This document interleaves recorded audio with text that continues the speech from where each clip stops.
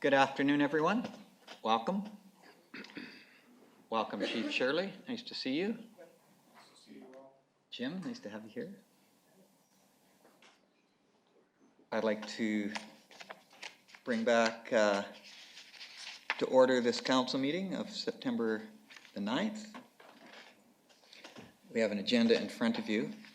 Is there any additions from staff to the agenda? Your Worship, we've handed out a number of late items, letters and emails related to various topics. Thank you, and those will be under informational correspondence starting with 11.25. I know Council has all of those. Thank you. Is there any additions to the agenda from Council? Seeing none, I'll ask if there's any disclosure of interest, councillors. See no disclosure of interest, so we'll move into business, starting with 5.1, the regular council meeting minutes of August the 26th, 2019, and we have a motion. Moved by Councillor Flynn, seconded by Councillor Wallace-Richmond, that the regular council meeting minutes of August 26, 2019 be adopted as circulated. Any comments on those minutes? Seeing none, all those in favor? Thank you. Item 6, committee reports. We have two. The first is Development Planning Services Committee meeting minutes of September the 3rd, 2019. We have a motion. Moved by Councillor Eliassen, seconded by Councillor Cannon, that the Development and Planning Services Committee meeting minutes of September 3rd, 2019 be received as information. Any edits or omissions to those minutes? Seeing none, all in favor? Thank you. And the second committee report is Agriculture Advisor Committee meeting minutes of July the 17th, 2019. We have a motion. Moved by Councillor Lavery, seconded by Councillor Flynn, that the Agriculture Advisory Committee meeting minutes of July 17, 2019 be received as information. Any comments about those minutes? I just have one question. Perhaps Councillor Lavery will know the answer. Under new business, the motion under new business about offsetting the water fees for the community garden. I'm not sure the status of whether we do that or whether we have to take some action to do that. Councillor Lavery, can you comment, or should we go to staff on that one? Perhaps we could do both, Your Worship, but it was linked to a presentation by Serena Kainer, who will be presenting here today as well, I think. And it was a recommendation in principle to council to consider it. There was a lot of discussion recognizing that the city had put significant investment into the infrastructure about providing water to that. There was significant comment that there was a very clear understanding that the community garden would take responsibility for the annual water. And Serena, I'm assuming, may talk to that this afternoon. From their position, they have taken over this and were devoid of money at this stage as they've recently taken over the running of it. The intent of the AAC was suggesting council consider for 1 year only paying the water bill. Okay, thank you very much. That's the information that I was looking for. I appreciate it. Any other comments on the minutes of that meeting? Seeing none, all those in favor? Thank you. We have no update from CSRD. There wasn't a meeting prior to ours, so we'll go to staff reports, starting with item 8.1, Director of Engineering and Public Works contract extension for the 2019-2020 winter operations at the airport downtown parking lots. We have a proposed motion on the screen. Is there someone who would like to move that? Councillor Eliassen, a seconder to that motion. Councillor Wallace-Richmond, thank you. I'll ask the Director of Engineering and Public Works to comment on the report. Your Worship, last year we took quotes for assisting with winter operations throughout the community. We have a number of parking lots which include downtown as well as the rec center and Shaw Center. And we also do the airport cleaning. The airport snow removal was based on an hourly rate for many, many years, and it was awarded to, or it was essentially given to Saponi. So we thought it would be fair to go out to the community and see if there was other options, because Saponi had given us their notice that they wouldn't be doing that anymore. So there was a number of things that we grouped together last year, and we put out an RFP, and we got 3 or 4 submissions. And Webb was a successful component on that. We had a very light winter last year, I would have to say, and so there really wasn't a way of testing this, testing the water with this, but we got excellent service from Webb, and there is an option for a 3-year extension, but we're asking for 1 year. And on the second page of the report, you'll see some hourly rates and some estimated costs for each of the cleanouts for these specific locations. There's really no way of giving you a budget number for this because it's all within our operational budgets. So for example, the downtown cleanouts, although they may cost $4,000 to $8,000 per cleanout, it depends on how much snow there is. And that all comes out of our regular transportation snow cleaning budget, which is $903,000. So we manage that, we manage all of these accounts based on the need. So therefore, we feel that we've got very good working relationship with Doug Webb, and we would like to, again, sort of experiment for another year, see how it goes, and then potentially go for another RFP in 2021, or maybe even go for another year extension. Okay, thank you very much. Councillors, do you have any questions? Okay, the only question I have is I just want to make sure I understand the timeline. On page, the second page of the report, where it says we recommend securing an extension of this contract for 1 year, expiring at the end of winter 2021. So we're in 2019 now. So is that like a 2-year extension, or can you just explain it to me? They've got until the end of this year, so it should be next year, and then, so winter spans two seasons, right? I see, so they have until the end of 2019. March of 20. Oh, okay. Yeah, they'll have until the end of March 2021 for this extension. I understand. So this is for an extension from the end of March 2020 till the end of March 2021. Correct. Right, thank you. Any other questions from council? All those in favor? Passes unanimously, thank you. Staff report number 2, Chief Administrative Officer, Rodent Management. This is for council's information. See if council has any questions. Chief Administrative Officer, did you want to comment at all on your report? Your Worship, as you said, is for information and essentially says that the city will proceed to post some information via social media and our website regarding rodent management. Thank you. Councillors, any questions or comments? Okay, thank you very much. We'll move on to 8.3, Deputy Fire Chief Junior Firefighting Program. Again, this is for information. See, the Fire Chief is here if we have questions. I'll open it up to council. Fire Chief, did you want to come forward and talk to us a little about this?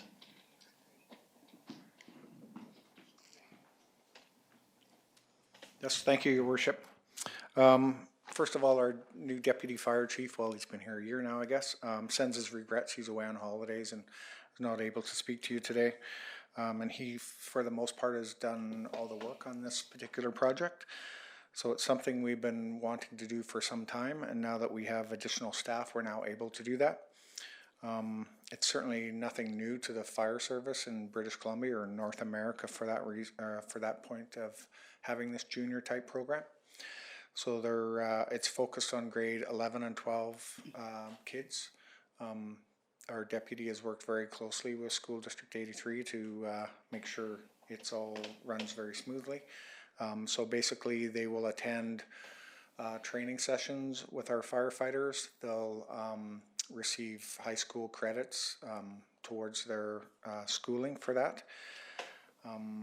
There's a number of parameters that we have in for the kids, so they will be able to attend some calls, but certainly no bad calls, as we call them, so significant structure fires or where there's injury or death. They can respond to other calls, not on fire apparatus.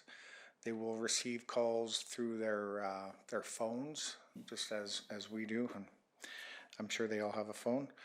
So ideally, we're hoping to have 8 students in all, and hopefully 2 for each of our 4 fire halls. That would be ideal, but we'll just see what interest there is from the kids. Great, thank you very much. I'll see if councillors have any questions. Any questions for Chief Shirley? Comments? Councillor Flynn? Yeah, thank you. Just positive comment. I mean, with what we've done with the youth council and others are doing, I think this is a great idea. I know sometimes there's problems with recruiting, and hopefully if 1 or 2 or 4 of the 8 carry on or stay in town and add to your youth component or younger component after they graduate, I think that's awesome. So I compliment you, but I guess especially Gary for his efforts and the school district. So Yeah, absolutely. extremely positive. Yes, and that's a very good point, that others have seen that they kind of get the bug, if you will, and then once they graduate and become 19 years of age, then they carry on as a full-fledged paid-on-call member. Good. Thank you. Any other comments, council? Okay, thank you very much, Chief. And I guess my hope would be that there's a mixture of young women and young men Yes, absolutely. that come forward. So thank you very much. I think we all think this is a good idea. All right, we will move on to 8.4, Director of Development Services, Climate Action Planning. We have a proposed motion. I'll get it on the floor here in just a minute. Is there a mover to that motion? Councillor Flynn, Councillor Cannon seconds. Thank you. I'll pass it over to the Director of Development Services. This initiative is brought to you today in response to recent notice of motions from several councillors and motions considered by council, including back in August, just last month, to invest in some climate action planning. And what is being recommended here is 3 things dealing with funds. The first is for the city to embark on a climate change action plan by the Community Energy Association and to sole source that planning. Specifically, it's called a base community energy plan. You may remember from the PowerPoint presentation by Trish Donnell last month that there was a number of different plans available through the Community Energy Association, which is a nonprofit organization funded by EBCM, the province, Fortis BC, and BC Hydro. We believe that the city can gain good value for money by hiring CEA. They do have a track record with quite a few other communities in the interior. And so that was one option available. There's also a base climate action package, which was $50,000, and a high-end climate action package for $140,000. We're aware of one municipality in the province undergoing that right now, and that's the city of Prince George. We think that staff anyways at this point think that this might be a good planning initiative to take on right now. In advance of our OCP review, concurrently with our CARIP reporting, which we do annually, and also in recognition of the city's recognition as a climate leader in BC, achieving level 3, which is the second highest level that you can achieve in British Columbia. Level 4 being complete carbon neutrality. So we are working towards that. We have been for a number of years. We have undertaken close to 50 projects since 2012, have invested hundreds of thousands of dollars in those projects, which have helped to make our equipment, facilities, components more efficient.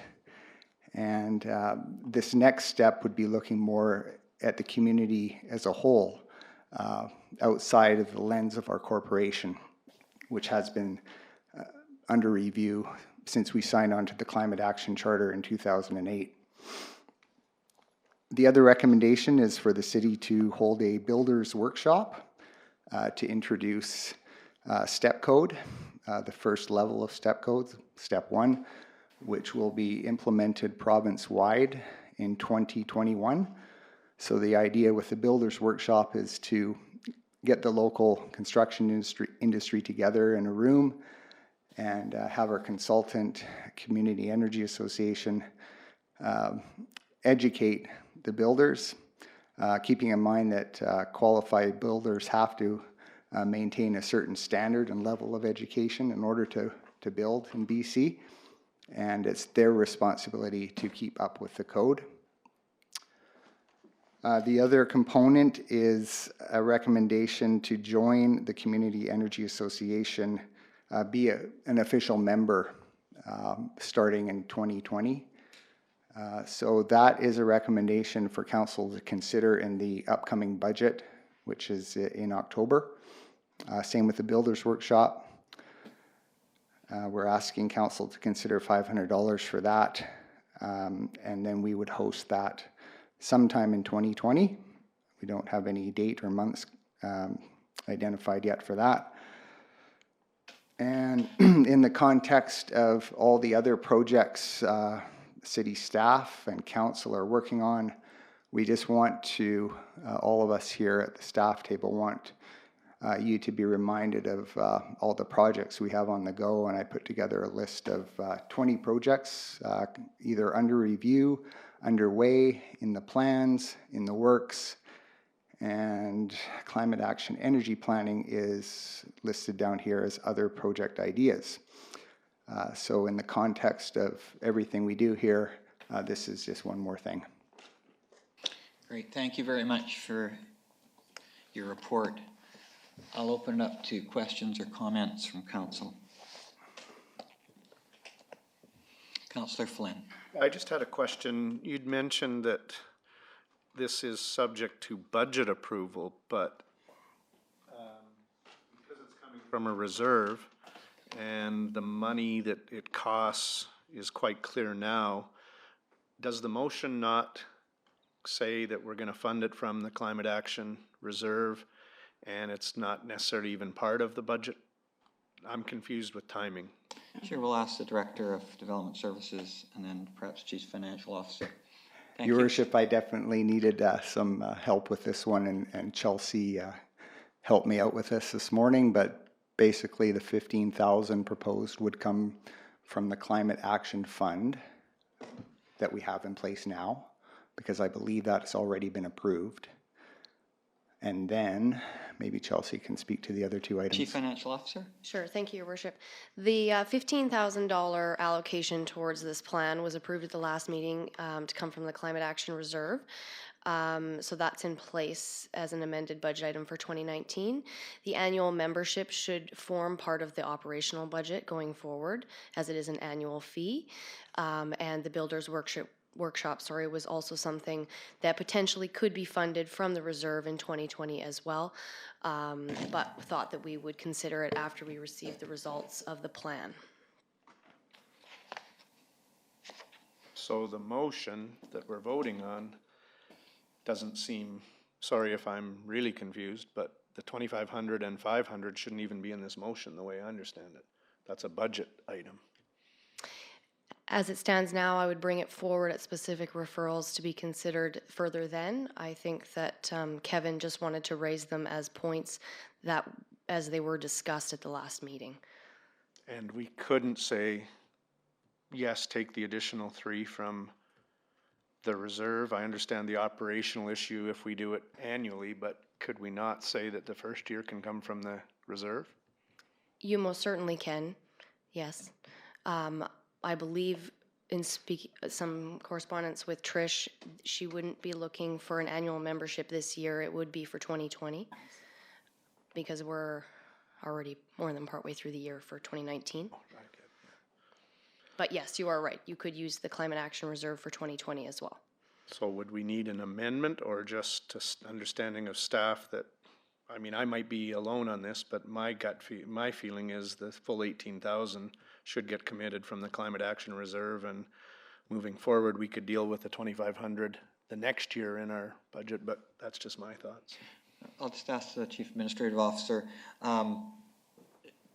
should Councillor Flynn, or does Council need to make an amendment if we want to include those other two pieces from the Climate Action Reserve Fund? Yes, because they only approved 15 at the last. Yes, we do. Okay. Councillor Flynn, do you want to make an amendment? Or do you Yes, want to I'd think like about to it? make that amendment and hope for a Okay. seconder. Is there a seconder? Councillor Wallace-Richmond. We'd also be looking for an amendment to identify the councillor. Okay, we'll start with this one. So the amendment is that the 2,500 and the 500 come from the Climate Action Reserve Fund.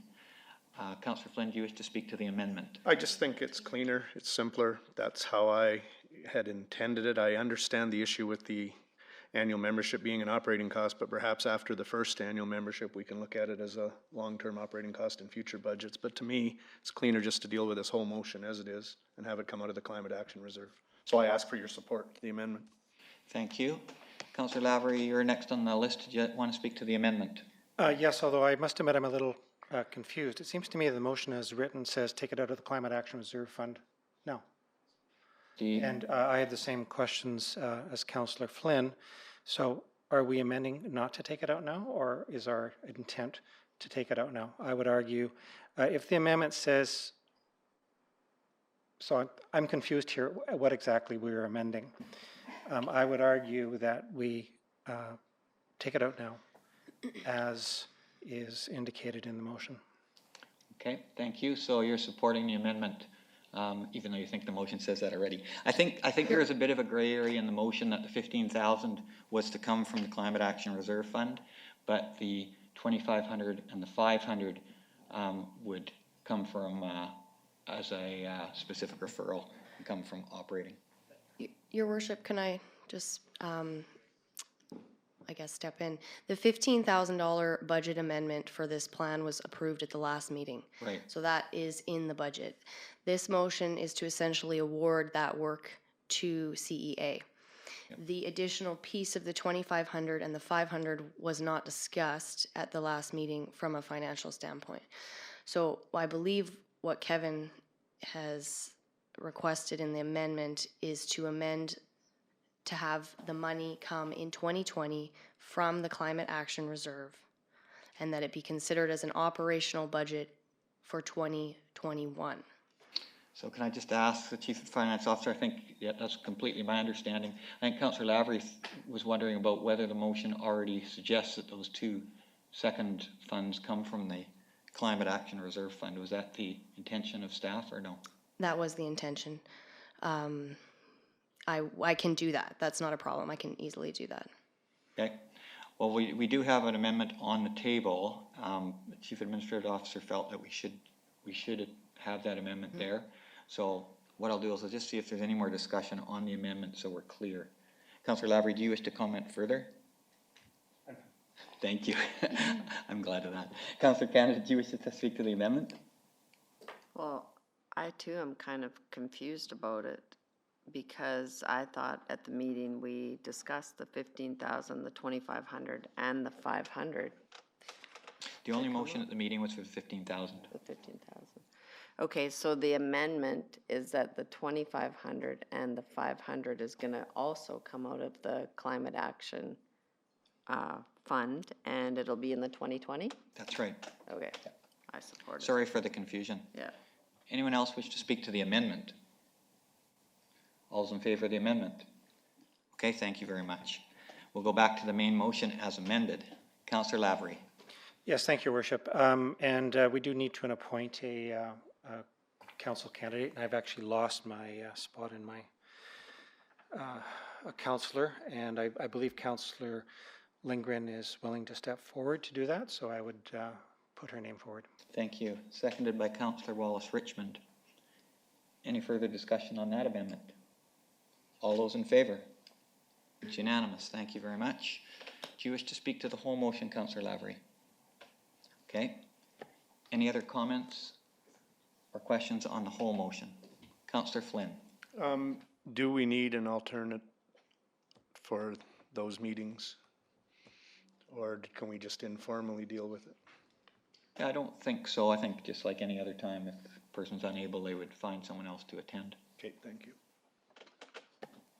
Any other comments around the motion? Okay, I'll call the question then. All those in favor? Passes unanimously. Thank you. We'll move to item 8.5, Director of Engineering and Public Works, West Bay Connector Trail, Memorandum of Understanding. We have a proposed motion. Moved by Councillor Wallace-Richmond, seconded by Councillor Cannon. Thank you. Director of Engineering and Public Works. Thank you, Your Worship. So there's been a lot of discussions over the years about the West Bay Trail. The city has actually worked with the Shuswap Trail Alliance to have some preliminary designs done for the extension of the elevated walkway from the wharf to Janik Park. And so all of this comes together. And in January, Mayor Harrison hosted a meeting between Adams Lake Band, Nisconluth, and Little Shuswap was invited. However, there was good attendance from staff and councillors from the bands, and we discussed the next steps. And one of the next steps was to develop a memorandum of understanding between Adams Lake and Nisconluth Indian bands and the city of Salmon Arm.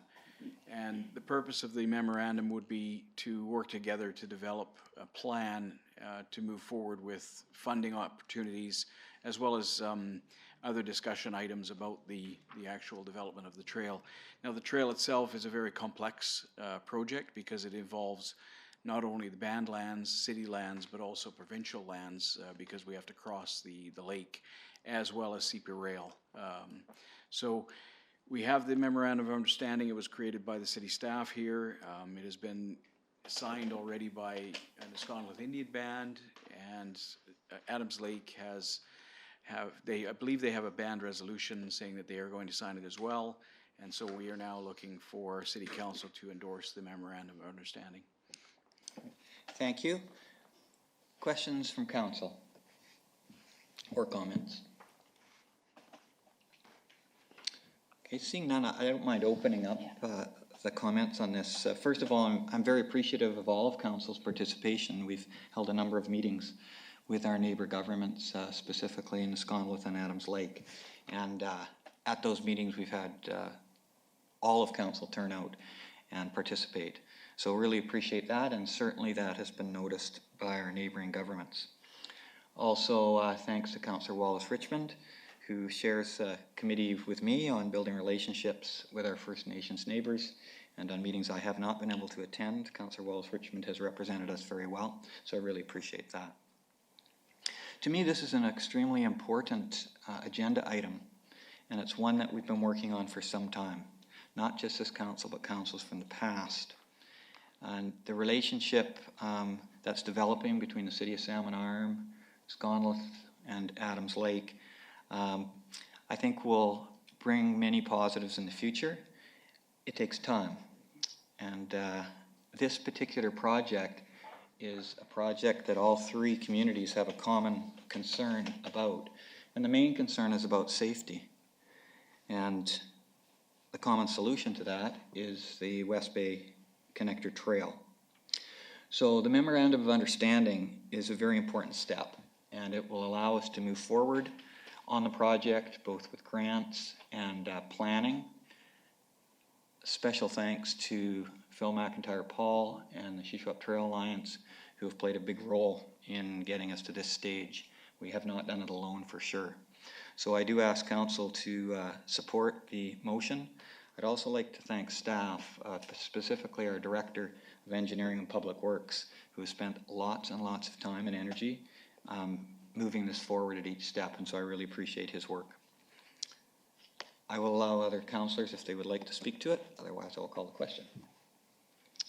Okay, all those in favor? Thank you very much. Passes unanimously. We'll move to item 9, introduction of bylaws. So 9.1, City of Salmon Arm Official Community Plan Amendment Bylaw number 4345, Mutual Holdings Limited, 130 Shuswap Street Southeast. This is for first reading as an OCP. Moved by Councillor Flynn, seconded by Councillor Eliassen. I'll have the Director of Development Services explain the official community plan amendment. The proposed bylaw amendment is to change Lot 2, Plan 28506, 130 Shushat Street Southeast, the vacant land there from institutional to high-density residential land use. That's what the bylaw's for. Thank you very much. Council, questions around this official community plan amendment? Any comments? Councillor Flynn. Thank you, Your Worship. I just wanted to say that in light of all the discussions over the last number of years and regarding housing, affordable housing, and homelessness and everything else, I think that it's nice to see faith-based organizations identifying surplus land and looking to do what is being done here. So I very much support this. I think it's a great location. I think it's a great use of the surplus land. And before Councillor Eliassen mentions it, I will mention that if this gets approved, it's a significant increase in revenue for the community, and we don't then have to pay taxes on the land that is getting an exemption. So I'm very much in support of this. I'm not sure if they were paying for that piece, but regardless, I think it's a good use for the community. Thank you, Councillor Flynn. Any other comments? All those in favor? Passes unanimously. Thank you. Item 9.2 is the zoning amendment that is related to the OCP amendment we just moved, which is Mutual Holdings Limited, 130 Shuswap Street Southeast, P3 to R5. We have a proposed motion. Councillor Lavery, Councillor Wallace-Richmond second. Director of Development Services. This is a related bylaw to rezone the property from P3 institutional to R5 high-density residential. And for both of these bylaws, they can only proceed to first reading. The previous OCP just had first reading, and this rezoning bylaw is proposed for first reading only. Thank you. Questions or comments on the zoning piece of this? Okay, and I believe the timing, if I think I asked before, the second reading would be the 15th of October with anticipating the public hearing on the 28th of October. Do I have those dates right? That's correct. Okay, thank you very much. All those in favor of the motion? Any opposed? Passes unanimously. Move to 9.3, City of Salmon Arm, Taxiway Charlie, temporary borrowing bylaw, first, second, and third reading. We have a motion proposed. It's coming up here. There it is. Can I have a mover and a seconder? Councillor Eliassen moves. Councillor Cannon seconds. Thank you. It's a bit of a complicated motion, so I'd ask the Chief Administrative Officer if he wouldn't mind reading it so the gallery also can hear. Thank you, Your Worship. The city was approved for a BC Air Access grant to assist with the relocation and upgrade of Taxiway Bravo to Taxiway Charlie.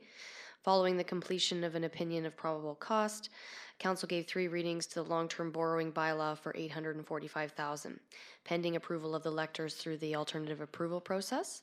This process was completed, and the number of elector responses received opposed to the bylaw did not meet the minimum requirements.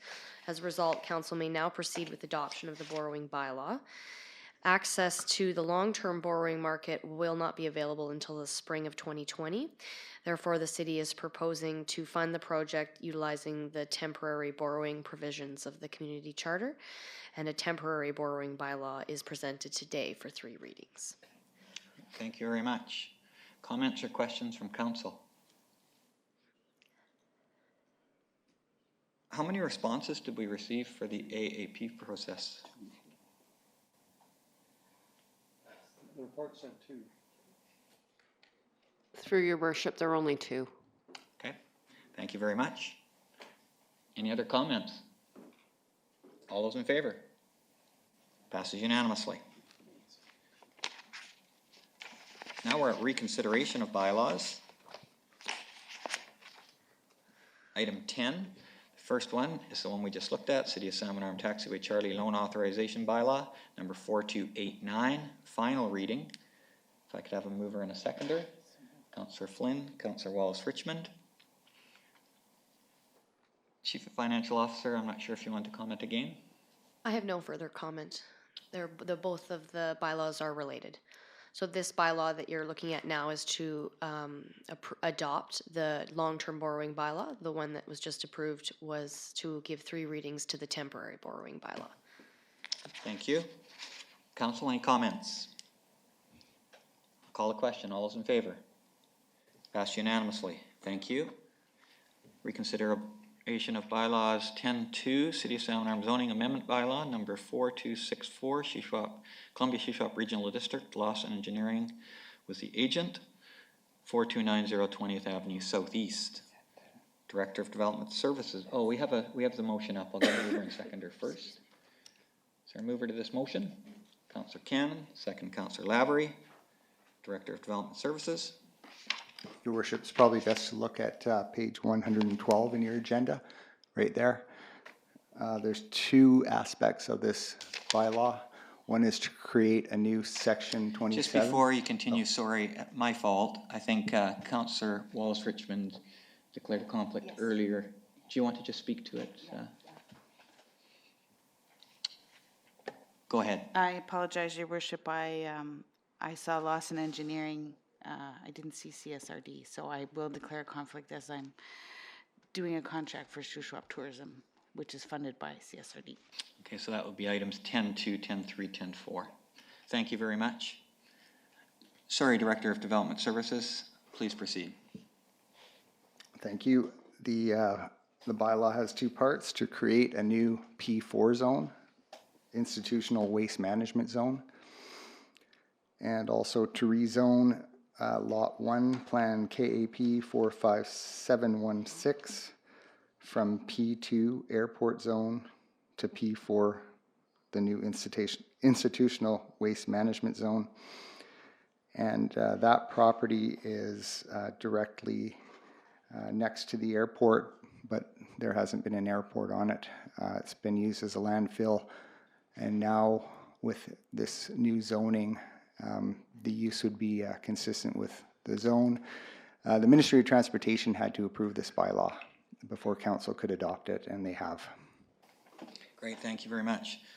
Councillors, do you have any comments or questions on this final reading? Seeing none, all those in favor? Passes unanimously. We'll move to item 10.3. City of Salmon Arm Official Community Plan Amendment Bylaw number 4263. Again, same agent, same applicant, 40th Street, 2750 40th Street. Is a motion proposed? Moved by Councillor Eliassen, seconded by Councillor Cannon. Director of Development Services. This official community plan bylaw proposes to redesignate the property at 2750 40th Street Southeast, recently acquired from the Columbia Shuswap Regional District for a landfill expansion, to redesignate that property from industrial to institutional. And so final reading is being considered. Thank you. Any comments or questions from council? We spent considerable time on this bylaw, so everyone's very familiar with it. All right, all those in favor? Thank you. 10.4, the final one to reconsider today, and this is the zoning amendment bylaw 4265 associated with the OCP amendment that we passed earlier. Could I have a mover and a seconder? Councillor Eliassen and Councillor Flynn, Director of Development Services. This bylaw is to rezone the property on 40th Street Southeast, recently acquired by the Columbia Shuswap Regional District, from A2 Rural Holding Zone to P4 Institutional Waste Management Zone. Thank you. Any comments or questions from council? Seeing none, all those in favor? Passes unanimously. We can invite Councillor Wallace-Richmond back in. And we're moving on to informational correspondence.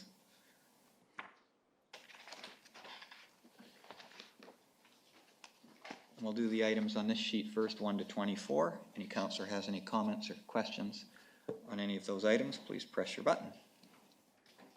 Councillor Cannon. I'm just looking for the one, what number it is. It's an email from number 18 from Susan Brown, the Number 18, CEO thank you. of Interior Health. I actually had discussed this with Councillor Wallace Richmond, and I think that we should set up an appointment with her at UBCM in regards to a community worker in our town. I think that it would be a good opportunity because it is IHA that is employing those people, so. Okay, that sounds good. Chief Administrative Officer, do we need a motion for that, or can we just take direction? I would suggest a motion. Okay, so moved by Councillor Cannon, seconded by Councillor Wallace Richmond. Councillor Cannon, do you wish to speak further to the motion? Well, it looks like she has 2 slots there, so maybe we can make it work with our other meeting appointments. Okay, I'll maybe have you work with Kaylee to decide which ones to take. The way I read that schedule there is that all of these are open, but maybe I misread it. Oh, I thought maybe it was just those blank ones, but. You could be okay. right.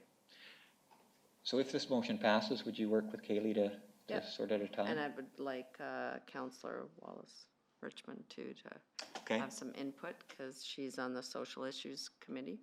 Okay, so if you two can work out a time that works for you and work with Kaylee, that would be great. Any other comments on the motion? All those in favor? Thank you, and thank you for bringing that up, Councillor Cannon. Do you have any other items, Councillor Cannon? There was another one about the extension, number 17, the extension of the downtown farmers market. I think we would need a motion there. Would you like to make it? Yeah, I'll make it. Thank you. Seconded by Councillor Flynn, who's downtown rep. Any comments, Councillor Cannon? Well, I just wanted to say that I've had the opportunity to go, I think, 3 Saturdays when that market's been going on in the summer, and just the chatter from the people attending it, they're just so excited about that market and what a great job that they've done with the farmers market down there on the Saturdays. So I think extending it would be great if, if Lindsay thinks that they'll have the same amount of people or vendors going to it. So I think it would be good to support it. December 14th, I guess the one thing is the snow removal that we'll be dealing with. So hopefully it could work. Thank you, Councillor Cannon. Councillor Flynn, did you wish to speak to that motion? Okay, Councillor Flynn. Yeah, I agree with Councillor Cannon's comments. I have a downtown Salmon Arm, the first meeting since June on Wednesday morning, but I don't think I really need to talk to the board about this. I think they're asking for this. I have done, and I've been down a couple times too on Saturday morning, which is not something I usually do on Saturday mornings, and it's been very well attended, very positive, and I have talked to a number of downtown businesses, including some that may not even have had one extra person walk in because of it, but they feel it's really good for the downtown because they're in a business that's more of a Monday to Friday type business. They're open Saturdays, but they said just the feel downtown is extremely positive. So I ask council to support the motion. Thank you, Councillor Flynn. Just before we vote on the motion, I'll just ask Director of Engineering and Public Works if he foresees any difficulty with council extending the downtown farmers market till December 14th. No, Your Worship, we have no concerns other than what Councillor Cannon mentioned, is snow removal and timing. Okay, thank you. Council, any other comments on the motion? All those in favor? Thank you. Any others, Councillor Cannon? Any other councillor have any items? Councillor Flynn? Thank you, Worship. My item is item 3, and it's the very well-written reply by Chelsea to this individual, and I've only been here 14 or 13 or 15 years, I can't remember, but I've never understood latecomers agreements But I do completely agree with the reply letter from the individual. To me, latecomers work, they're there for a reason, but administratively, for somebody to be getting charged interest when they're not even notified that that date has started, is not fair to anyone. So I don't know enough about latecomers legally and the agreements. I don't completely understand them, but I would really like to ask staff to look at whether the request that once the developer says, now we're gonna apply, that we do something to only start charging interest from 30 days from when the client or the person who's going to be impacted is notified. I don't know if it can happen, but his letter in my 14 or 15 years here is one of the best written I've seen and seems very reasonable and seems like a very reasonable request. So I don't know if there's any action required now, but I'd sure like to have staff look at the legality of not charging interest until the developer decides they're gonna apply for it. Thank you. The Chief Financial Officer, did you want to respond to that now, or would you rather send something out at a later date? I do believe we're required to charge effective the substantial completion. The time that I would need to confirm, but I do believe that is the date. The timing on notifying property owners, I do understand where the writer is coming from. And that might be more of an internal process that we could consider. But it's definitely something we can look at. Great, thank you very much. Councillor Flynn, did you want to respond at all? Well, no, if staff is willing to look into it. I mean, when I'm reading his letter, it almost seems like he could be on the hook for 10 to 15 years of interest without even knowing it. I might be misreading it, but I think communication is what this is about, and I think we could do a better job. So that's my thoughts. Okay, thank you, and thank you to Chief Financial Officer. Director of Engineering and Public Works, do you want to comment? Thank you, Your Worship. Latecomers are very difficult to work with. They are very beneficial, obviously, to the community and to the developer. But one of the situations that we had this year, for instance, each latecomer is different. So we have to go through the process of evaluating the costs to verify that they are the actual costs. That's done with the developer's engineer and the city engineer. And there's also a very difficult task of determining who is actually qualified to be put on the latecomers list, and that's where it becomes difficult. So sometimes the timing of that doesn't always align itself with the notifications as well. So it is, and it's a legislative process, so we are following the rules. As far as what Chelsea had mentioned earlier about, putting on the interest and collecting at a certain point. Notifications, if we could do it earlier, we don't want to cause complications. We have one area where we put a latecomer on, or we were starting to put a latecomer on. We identified the properties early and then realized that because some of the properties were in the LR, we couldn't put the latecomer on those properties, because in the LR, you can't hook up without council approval. So there are a lot of annuities that are very difficult to deal with the latecomers. But we will, as Chelsea mentioned, we will look into it to see if we can't streamline something. Yeah, and if there are issues with the legislation, then that's something else that we maybe need to take to UBCM or something like that. But I don't think anybody sitting here or in the room would be happy finding out 8 months later that they were being charged interest 8 months before that date with no notification. So if we can make it better, great. Like I said, I know they're complicated and they're all different, it turns out, but I'll leave it with staff. Thank you. Thank you, Councillor Flynn, for bringing that up. Just so you know, I did talk to Mr. Shobatar as well, and I thought his letter was very reasonable, and his purpose really was to try to improve the process if it was possible. So thank you for bringing that up. Did you have any other items you wanted to bring up at this time? Does item 4 need to be referred to traffic and safety? I think so. So I will ask to refer that to traffic and safety. Thank you. That's good. I'll wait to hear what others have to say. Okay. Any other, Councillor Lavery? Yes, thanks, Mayor Harrison. Item number 5. just starting off with a question for staff. Are there, number one, I'm assuming reading the letter, it's not Jackson Park, but Jackson School. Number two, is there room for bench seats there as a possibility, through your worship, to staff?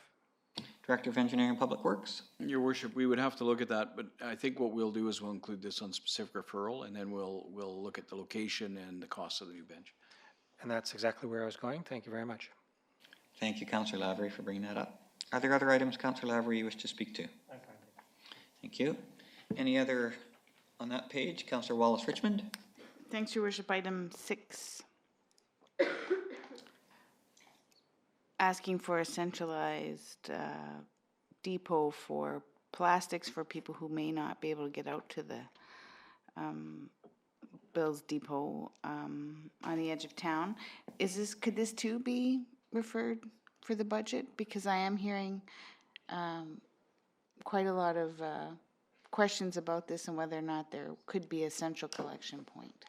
I think it could. I'll just ask the Director of Engineering and Public Works.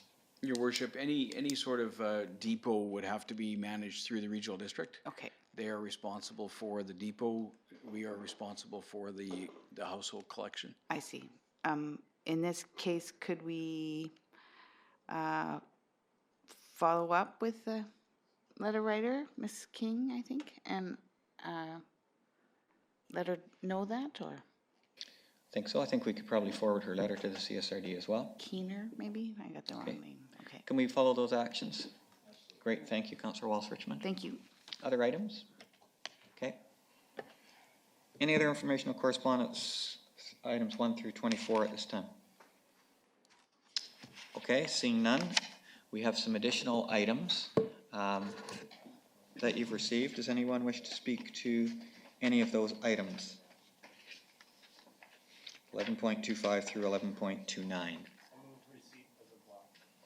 Okay, receive those as a block. Councillor Eliassen, second. Councillor Cannon, all those in favor? Thank you.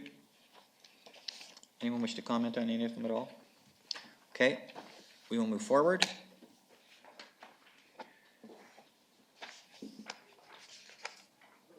I don't want to jump to council number 18 at this time, because there may be people who are timing their arrival here. So we'll go to council statements number 14, and after that we'll take a recess and come back at 4 o'clock for the presentation. Any councillor statements from council? Okay, I'll maybe just introduce one, and then other councillors might have others. Thank you for taking part in the parade. I think the ideas that you came up with of an active transportation, not only were they a lot of fun, I think it was great for the community to see, and I think the theme was really apt. I have to thank the members of the Fall Fair Board, and I'm sure Councillor Lindgren would do that if she was here, specifically Phil Wright. I kidded Phil in my opening that he's probably the only person who's been there for the 122 years. He's certainly done 122 years work to make that fair continue that tradition. And once again, I thought they did a great job, and not only did they continue a tradition, they made some changes which worked out really well. So thank you to the community for supporting, and to the board for all their work. Councillor Lavery. Yeah, thanks, Your Worship. And I'm not going to talk a lot about UBCM. It's coming up. I do, looking at the gallery, I know that most people there are familiar with UBCM. I would note, and this is just, I could email to staff, or to council, but it's a relatively recent email I just received. I have made contact with Hudson Hope and their solar panel solarization initiative, and they are, the mayor at least, will be at UBCM, and we're going to try to flange up a time to sit and meet about coffee, about their thinking, their funding. It really ties into a lot of the things we've been talking about here, and I'll pass that information on to council members if you'd be more than welcome to join. Great, thank you very much. Thank you, Councillor Lavery. We're all thinking forward to UBCM presently. So, Councillor Wallace-Richmond. Thank you, Worship. Oh, hang on here. One more time if you press your button. Thank you, Your Worship. my council statement is about the budget process, and we know that we're moving it up a little bit this year, which is great, and the referrals will happen this evening. So I was wondering though, if I have a committee who is interested in making a presentation to council at a later date, but prior to the budget being approved. So I need to understand what their options are in terms of late referrals. Great, thank you very much, and I think a few of us have been thinking of that question, so thanks for answering it. I'll just ask the Chief Financial Officer two questions. First of all, when would be the last opportunity for written submissions, which is a little different question. We'll do the other question in a minute. Yes, I would accept written submissions up until September 20th. September 20th? Okay, that's a good date for us to know. And then I think Councillor Wallace-Richmond is wanting to know presentations to council. Is there another opportunity? Could they go into the October council meeting? Planning. I think that they could. My plan is to have the draft budget to council at the beginning of October though. So it would be my recommendation that if they could submit a written request, perhaps before they make their presentation, so at least we could have a placeholder within the budget for that. That would probably be the easiest. Right. Okay. Okay, thank you for that answer. Appreciate that. Any other council statements, Councillor Wallace-Richmond? No. Any other councillor have a council statement? Okay, we will recess until 3:55 when we'll have Serena Kainer present on Community Teaching Garden. Thank you.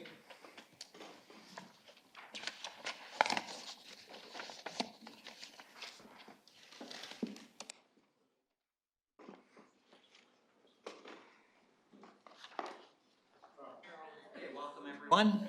I'd like to reconvene this council meeting. We'll continue with council statements. Just have one more statement related to UBCM and Councillor Eliassen. Thanks, Your Worship. I'd like to make a motion to up to $250 from council initiatives to have a delegate from our Economic Development Society to attend some UBCM events with us. Thank you. Is there a seconder for that motion? Councillor Cannon. Councillor Eliassen, do you wish to speak to the motion? I think it's pretty self-explanatory at this point. We're talking about the food hub and working with the Minister of Agriculture on that, so I think it's important that we have them there. Okay, thank you. Councillor Flynn, do you wish to speak to that motion? Yeah, as the economic development rep, I support the motion, but I thought we had discussed it would come out of our... I spoke to staff. And they feel this is a better spot. Yes. I'd prefer it coming out of our travel budgets and conference budget, but okay, then I guess I'll support it. Thank you. Any other comments from council? Thank you, and I too will support. I think we need that expertise at that meeting. All those in favor? Thank you. Okay, we'll move on to presentations. And Serena, great to have you here, Serena, from the Shuswap Food Action Society. Really appreciate you coming to present to us. Thank you for having us. And I brought Leslie as, when we spoke at the Ag Council meeting, there were some questions about what's going to happen to the property. And I thought she'd be in a better position to answer them. Welcome, Leslie. Great to have you here as well. Thank you.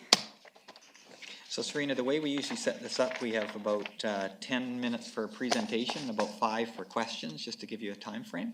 Perfect. Okay. All right. So, for those who don't know, my name's Serena Kainer, and I'm president of the Shuswap Food Action Society. And this is Leslie Gurney, whose property, or is it your property? Well, the community garden is on the property, and there's a covenant with the city for the garden to be. Super. Just come closer to the mic, because we can hear you, but they can't behind you. Now sorry. They can. Okay. So this is a garden that started 4 years ago in partnership with the Family Resource Center and the City of Salmon Arm. And I am here today seeking some support. So there's a lot of research on the benefits of community gardens. We know that it increases the consumption of fruits and vegetables. It increases physical activity, improves mental health, connects people with nature, develops social ties. It is a cooperative experience, and it builds self-esteem through the development of skills. And as there is research, I have references for that. But as an example, one of our ladies who is a member of the garden, who I used to give a ride to, we had a barbecue fundraiser at the community garden to try and raise funds to pay for the outhouse. And she is a senior who has sort of developmental delays. And she came to the farmer's market to find me. She had taken pictures, got them developed. Like, I don't even have any photographs of my children. They're developed. And she went downtown, found me, and gave them to me. That's an example of, someone in an underprivileged place who made a meaningful connection at the garden. So, this is a real space for people who might not have other spaces in our community. May I speak to that a little bit as well? So I volunteer on Fridays there, and every Friday we have a cluster of people who come along, and the joking and the fun that everybody has. And we also have a master gardener who's there, and so anybody who has any gardening questions, whether it pertains to the garden or to their garden, he's there to answer it. And I've heard people actually come to the community garden to talk to the master gardener about their garden problems. So it's much bigger than just the community garden at this point. So that's why community gardens are good for people. Now, why are they good for communities? They increase green space, food security. They promote community beautification and environmental stewardship. It's an intergenerational gathering space, flower pollination and wildlife habitat. There is a public outhouse there that could be used by other groups like cyclists and joggers.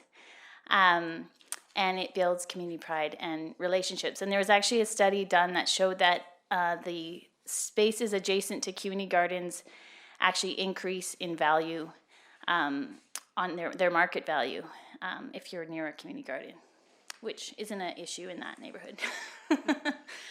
So some of the successes, it's a great place to grow food that's full sun. We've been bringing boxes of food to the Second Harvest in the Family Resource Center every week. Leslie has. We have weekly visits with the adult community living group. We've created some shaded spaces there and repaired some storage sheds, and we did have a community potluck there.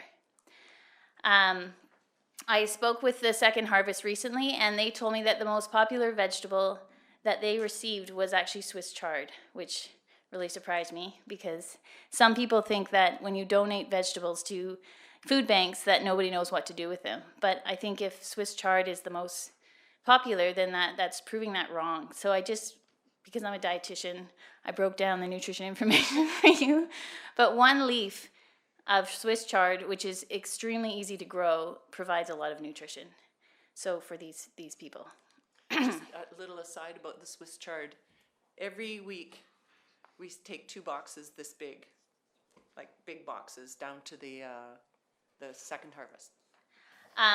But there are some challenges. One is that Leslie sold the property, but the garden remains.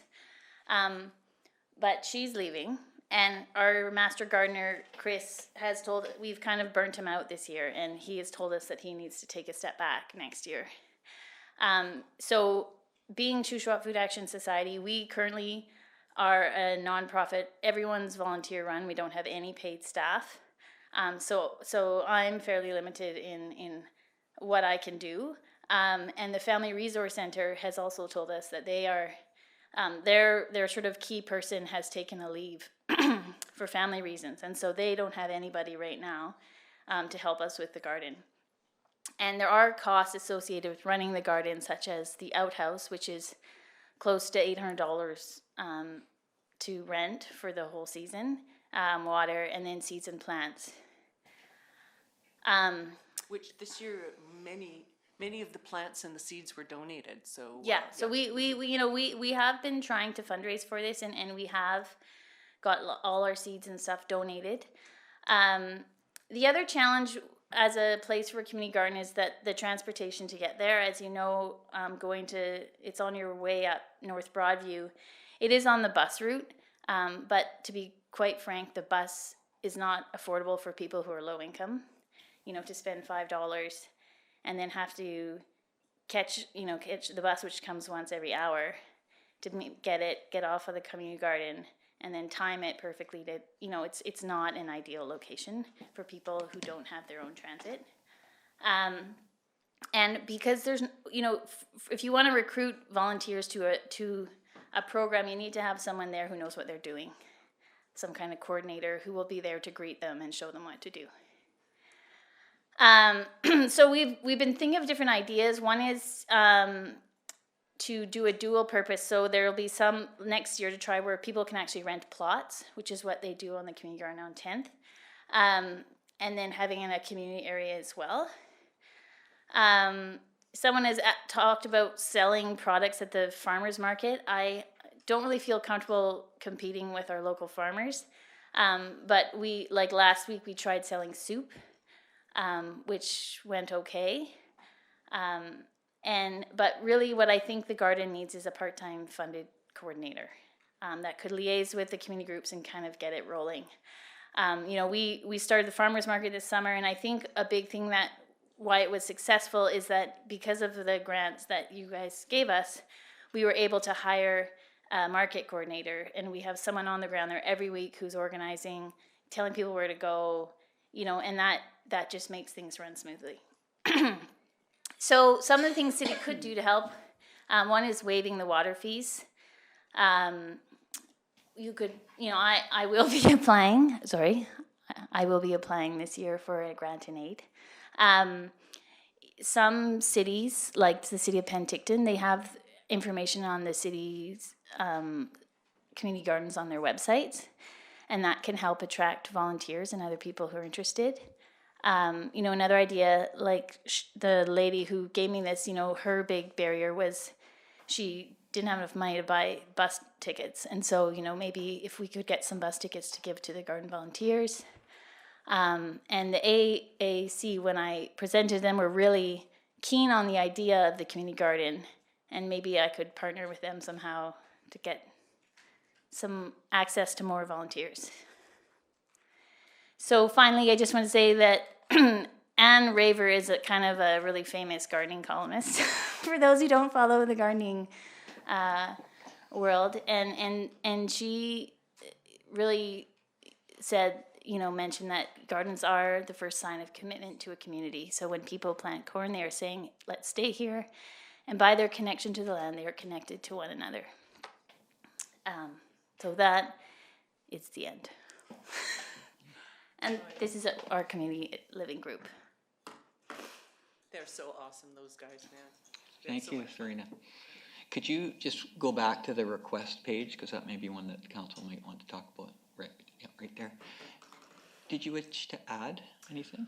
Well, I probably was on the ground a little bit more than you, especially on Fridays, and I just want to paint a picture of success with this garden, because whenever there were people in the garden, there was all of those goals that we have were being attained, and we produced a lot of food again for our community. So this was going off to second harvest. A few people that weren't mentioned in here, we had several families that had transport. They would just come up and pull a few weeds and harvest some of the food. So we are now coming down to September 21st is sort of a clean up the garden day, and seriously there's not much left. There's a few potatoes, some corn, and the rest has been harvested and feeds our community. So I think there's a lot of value to the garden. It's got itself really underway. There's a whole sort of system in place. All of the people come in the fall and help put the fertilizer down, and it's a really nice system. And I think that anything that we all could do to keep it going, I think would be of great value. Maybe if somebody has some questions about the land itself as I move on. Councillors, do you have any questions for either of the presenters at this time? Councillor Lavery. Yes, thanks, Mayor Harrison. Thanks for the presentation. And Leslie, you've been here since the ground level. And thanks to you for sharing your plot, your land, and permitting this. It was pretty neat. I'm going to be fairly direct here, just in summary of the AAC discussion. Most of the discussion did support the community garden, and most of the discussion was on consideration of an motion was made about waiving the fee for 1 year. With a lot of discussion recognizing what the city put into this in the first place. And so part of this, and I don't want to sound like a Grinch here, but the cows are coming home a little bit, in my view. I'm interested in this new model and how it might inject solvency and financial sustainability going forward. This is a very good idea, but I have to say, and this is maybe the Grinchy part of it, I mean, my sense from the outside is that the success so far of this has really rested on the shoulders of very few. I would agree with that. And so that's not to say don't do it or whatever else, but I think that, so it's been a success in my view in terms of the produce, but it's been a couple of people. Am I right in that? That has essentially carried it, and perhaps it's Leslie, perhaps it's Chris, perhaps it's one or two other people who have valiantly put effort in to make this work. And it has not, and that's my question, been more widely adopted even by the wider community. Is that true or not? You want to speak to it? Sure. Well, we might have different answers. Okay, you go ahead then. I think that's true. And again, I think the reason that it hasn't had a lot of success is it hasn't had any funding. So besides, I mean, there was the initial funding to put the garden in, but in terms of operational funding to keep it going, that hasn't happened.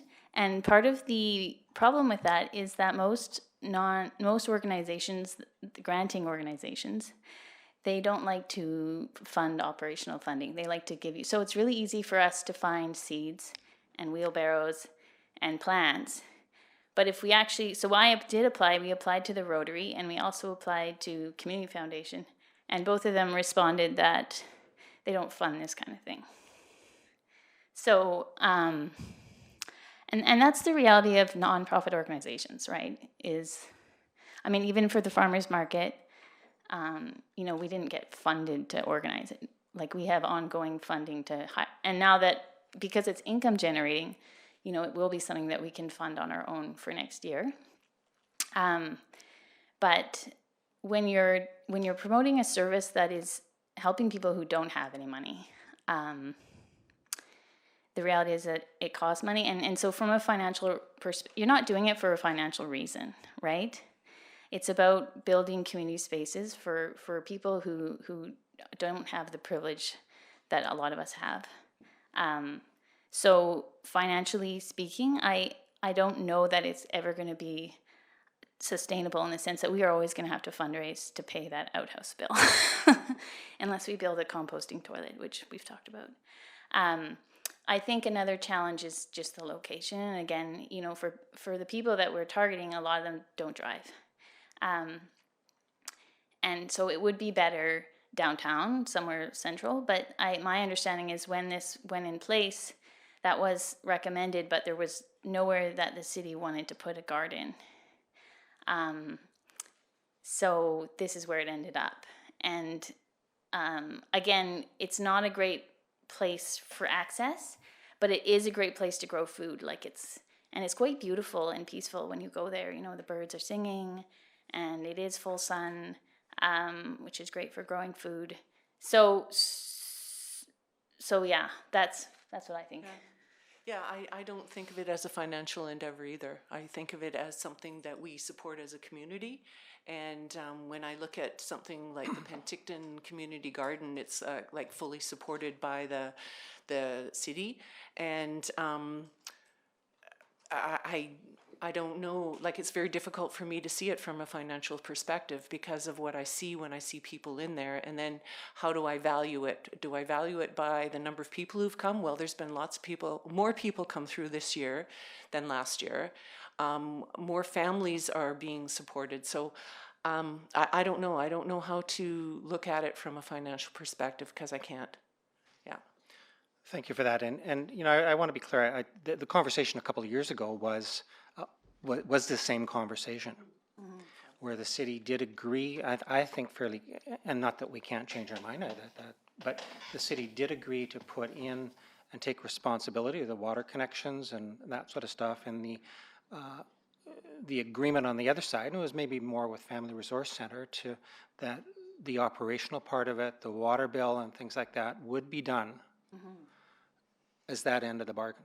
Yeah. So I'm not talking of how much char generates, but I want to give a shout out to Food Action for stepping in and taking this on. For me personally, I've got to think really closely of a lot of these things here. Again, at the AAC, it's the waive of fees for 1 year was the center of the discussion. Yeah. So, Your Worship, I'll let others have a shot at this. The last one on the list here about the AAC helping to organize, I have to say really clearly, and I'm one person and one vote. It's not the role of the advisory committee. Yeah. I certainly think that we can promote, we can Well, we did have the one guy actually has come out and helped us. I know, and encourage individuals, but in terms of organizing it, it's not, my position would be it's not the role. Thank you, Councillor Lavery. Councillor Flynn. Thank you, and what are you doing stealing my role as Grinch? I think in all the time I've sat at this table, I've made the mistake of sometimes hearing presentations and then jumping to answering and saying, no, yes, we need a motion. I just want you to be really clear. I'm pretty sure we're not going to be making any motions or anything today. Thank you for the presentation. And I just wanted to, I'm glad the mayor asked to put the list of how the city can help. And in many years of sitting here, we can't just waive water fees. They have to come from a budget. Free bus tickets, we can't just give away free bus tickets because we have to charge them to an account. So there's budget implications of that. And we don't technically have grant and aids like the regional district does to give to organizations for, again, operating costs. That's a budget request, a specific referral, and there isn't any numbers here. So if that's the list of requests, I think the only one we could probably agree on at this time is that there may be a way to link the garden to the city website fairly inexpensively and easily, but it doesn't really sound like the garden really is there for sure next year, so we need to make sure it is. That leads me to my question. You've sold your property, I understand? Yes. And one of my concerns back when this first came forward was, okay, it's tied to the property. What happens if the property sells? Is there a long-term agreement with the new owners in place? Yes. It's not a written agreement, it's not a written agreement, but it's a handshake agreement at this point. Okay. I mean, there's a covenant on the property as well, which they will take on. Okay. Okay, so I appreciate the presentation. I personally believe that and it isn't the role of the AAC, I agree, but the AAC working with social issues or impacts committee need to work with you guys to come back with something more formal if money is being requested and specific amounts. But I have to say that my concern with this right from the start was it would end up being, can the city help fund operating? And that's not really our role. So I would want to know more about what other cities are doing with regards to these things before I could make any decision. And just to clarify, there are actually many cities that do support their community gardens. Penticton being one of them, Vancouver being another one. And I agree that this would have to be a longer conversation. But I think what would be great is if we knew that in principle the city supported the concepts of community gardens.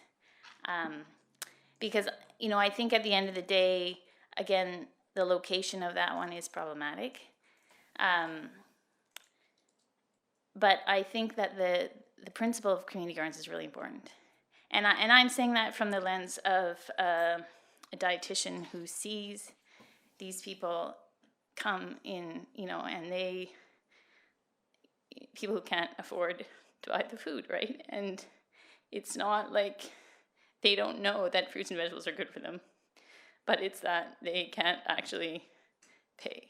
And so it's great to be able to be like, oh, well, here's an opportunity for you to, you know, not feel like you're getting a handout, but that you're actually being part of a community that is trying to find other solutions besides welfare to food security. Well, and I think, again, I just wanted to be realistic from a city point of view. I think a lot of what you're talking about is provincial government issues. And I also think that when we first talked about this site and did some things as a city, one of the concerns we all had was location and access. So I guess, I think the city has shown they support community gardens. You're saying we need to support it more, maybe. We need to figure out what that means, that's all. Yeah, and I think that's right. Because, you know, just one more thing. I mean, it is provincial responsibility, but, you know, these funding silos that happen are a bit frustrating from a nonprofit perspective. Because, for example, the Rotary said no to us because they were putting in a garden at Bastion Place, which is a provincially funded long-term care home. So if the Rotary is supporting, you know, our provincial long-term care homes that are supposed to be funded provincially, you know, it doesn't leave space for other avenues of funding. Councillor Wallace Richmond. Thank you, Worship. Just press your button one more time, thank you. Thanks, Your Worship, and thanks so much for being here. It's obviously something very close to your heart and something so important for the community. And, you know, you've planted more than seeds, and I'm really proud of you. And I know how hard Food Action is working, and how generous everyone has been with their time and effort. But I think what I'm hearing is there's a strategic not to undo, right? You have a piece of land, you have access to water, there obviously is a need and a want for this, but there are those challenges. And so really it comes down to who's the best partner. And certainly the Penticton and Vancouver examples, my understanding is that is city land, so in a way it operates like a de facto park, which would obviously have support of the city takes care of its own parks. So I would encourage you to really think about the long term, like what does this look like in 5 years? Should it be there? Should it be somewhere else? You know, who are the partners that need to be at the table, and do those funders necessarily understand what you're up to? Because I know Rotary funds many things. They've funded bus passes for other, you know, other initiatives, and we're all really competing for that space. I'm not being terribly helpful, but I wonder at this table too if it doesn't fit in our ag strategy somehow, to build independence and resilience through growing your own food. But that's going on. We are working on an ag strategy through economic development. Did you know that? Okay. And good organizations, as they grow, they go through this. Yeah. Right? And so, and they all get to that pain point, but this is a pain point, and I'm sure there's a way to fix it. I don't know what it is, but I would like us to consider it at this table, because we pay either way, right? If we give a tax exemption to a church to provide food at a food bank, we're paying that. You know, we just have to think about the opportunity cost of not putting the money in the growing of the food and only putting the money in the distribution of the food. So I'll encourage my colleagues for us to have a good strategic approach to this, and I would encourage you to do, you know, take that the long view, and we'll find a way to make it happen. Okay. Thanks. Thank you, Councillor Wallace Richmond. Any other councillors wish to ask questions or comment? So my suggestion, first of all, thank you for coming and presenting to us. My suggestion is that, if possible, to attach amounts to these items and then to forward to staff, and we would include this as a specific referral in our budget discussion. And we're having further budget input from community groups this evening, and so certainly this would be included as well. But we would need amounts, and staff could probably help you with that. All right, thank you. Thank you very much. Thank you all.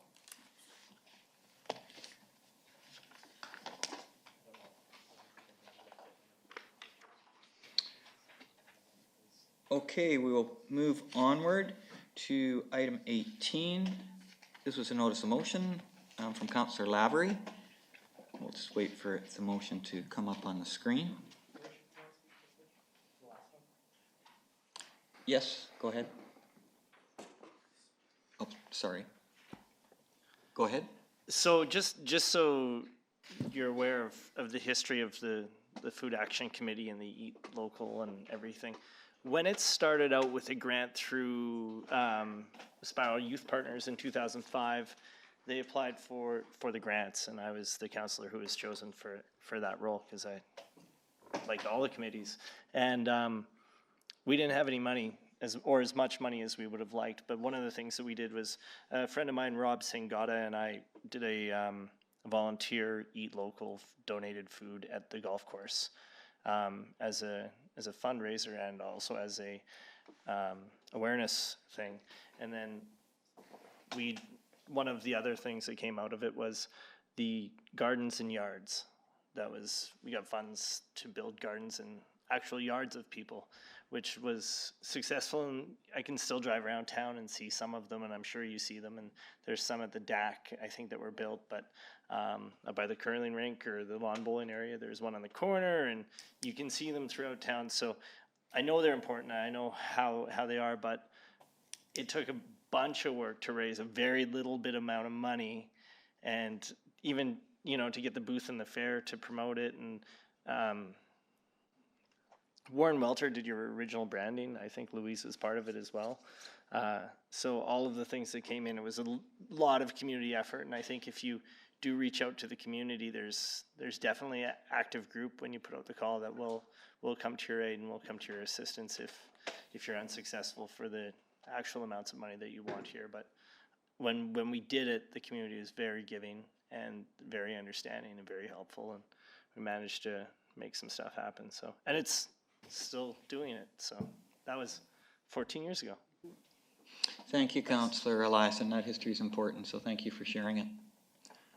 Okay, we'll move on to item 18. We have a proposed motion from Councillor Lavery. Is there a seconder to that motion? Councillor Eliassen, thank you.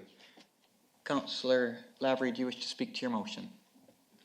I do. Thanks, Your Worship, and I understand we may have a motion to split the motion in a bit, but we'll just see what happens. I want to make a small editing change. I don't think in any way it changes the intent, but and I'd ask Your Worship your advice, but I would like to remove the hyphen between inter and governmental because there is no hyphen in intergovernmental. I think that's a friendly amendment. Councillor Eliassen, you okay with that? He was a teacher, and I'm going to give him that. All right, we'll make that adjustment. Go ahead, Councillor Lavery. Thanks, Your Worship. So, I think that this notice of motion came forward before we considered a number of motions we've done in the last two sessions. It came forward as well from the Environmental Advisory Committee asking that Council declare a climate emergency, and we didn't address that in the first round. So I'm going to speak to that. I'm not trying to change anybody's mind here, but I think this is certainly a high-level statement on our part. And there's been a growing movement to declare a climate emergency in response to warnings from the Intergovernmental Without a Hyphen panel on climate change that drastic action is required immediately to offset the risks of accelerating global warming. In Canada, a couple of months ago, a scientific report released in April declared Canada's warming up at twice the rate of the rest of the world, and that the warming is effectively irreversible. In my view, global warming is a real and urgent matter. The science is clear that it's caused by human activity. that it impacts the environment, biodiversity, and the economy. So I'm suggesting that we at this table say that we actually recognize this and that we're prepared to take this on, this monumental challenge on, as best we can. I'd suggest the motion today is certainly, and without a doubt, it's a high-level statement of belief of where we stand. I think a number of actions today and 2 weeks ago actually speak to this in what we've done. But I also think that we're best when we're consistent. And I'm going to suggest that we're consistent in our recent direction as we're moving with the community energy plan, consistent with important initiatives that the city has done already over the last few years, consistent with the motion that we just made this afternoon about investing more money and an approach, consistent with the House of Commons vote in June that recognized and declared that there was a national climate emergency, consistent with the Bank of Canada in May, who for the first time noted that climate change poses risk to both the economy and financial systems. And I would note the Bank of England and Mark Carney has been saying that for a number of years, but certainly the Bank of Canada came out as well. Again, risk to both the economy and financial systems to be factored into financial reporting. It's consistent with concerns and advice expressed by the EAC, and I want to thank them for bringing that forward. It is an advisory committee. I know we don't always do what they want to do, but they're giving us advice here. It's consistent, and I just read this last night, with the appeal by the Pope 10 days or so ago, asking for politicians to become more aware, to show leadership, and to take drastic measures on climate action. I think it's consistent with the stances taken by local governments here, many local governments here and in Canada. And I think finally it's consistent with the expressions of concern at this table. At our last council session, we very clearly heard we need to get going. And we really heard that we have to have climate change as part of our strategic plan and part of our strategic thinking. So, Your Worship, the motion in front of us today effectively says that at a high level, that we are indeed aware, we are indeed concerned, and that we are indeed prepared to do what we can as best we can. And I'll stop there for now. Thank you, Councillor Lavery. Councillor Flynn. Thank you, Worship. I did talk to Councillor Lavery about this motion, and I am the one who asked to split the motion. And I would ask to split it in the following way. One piece of the motion would be that the City of Salmon Arm declare a climate emergency. And then the second piece of the motion would be that the City of Salmon Arm work towards achieving carbon neutrality consistent with the rest of the wording. Intergovernmental without a dash. Okay. So I'm asking to split the motion. Okay, can I just check with the mover? Are you comfortable with that splitting? Seconder, are you okay with that? Seconder is very flexible. Okay, thank you. So we will talk about the first piece of the motion and then vote on that, and then we'll do the second piece. Can I ask if we split it, if we turn those around? Councillor Lavery, does it matter to you with the order?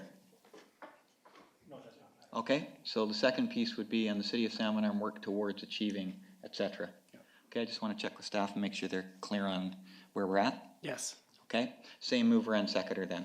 Go ahead, Councillor Flynn. So I will vote in support of the first motion. I think Councillor Lavery has stated it, staff stated earlier when we dealt with the motion to approve funding. I think staff, the quote was, we've done 50 projects worth hundreds of thousands of dollars. I could list them all, but the motion we dealt with 2 weeks ago talked about them. Our actions are speaking to the fact that we accept there's issues and we are moving towards carbon neutrality. We joined the Climate Action Charter in 2008, one of the original signatories, and I think thanks to the advisory committee and environmental advisory committee and Councillor Lavery and others, we are acting the way we should be to move forward in climate leadership. So I very much support it. I don't even know if it's needed because our actions, we're already doing it. So all it does is reconfirm the work that staff and council and the community are doing. And we moved forward some more on that earlier this afternoon. So I will vote in support of this part of the motion. Thank you, Councillor Flynn. Councillor Eliassen. Yeah, thanks, Your Worship. I'll speak to both of them at the same time, if that's okay. I sit on the Environment Committee at UBCM, and the first B135 to B147, so or to 150, let's just say. So the first 15 motions that are requiring recommendation at UBCM this year as part of our resolutions package are related to climate change accountability, fossil fuels, GHG emissions, low E transportation, right to charge, recycling, but mostly climate change and fossil fuels and climate accountability and municipal costs from climate change, so on and so forth. So the message is being sent from across British Columbia. Climate emergencies are being declared. And I think there's one thing to say, yeah, we declare a climate emergency. Pretty easy to do, pretty easy motherhood statement, so to speak, in saying this is what's happening.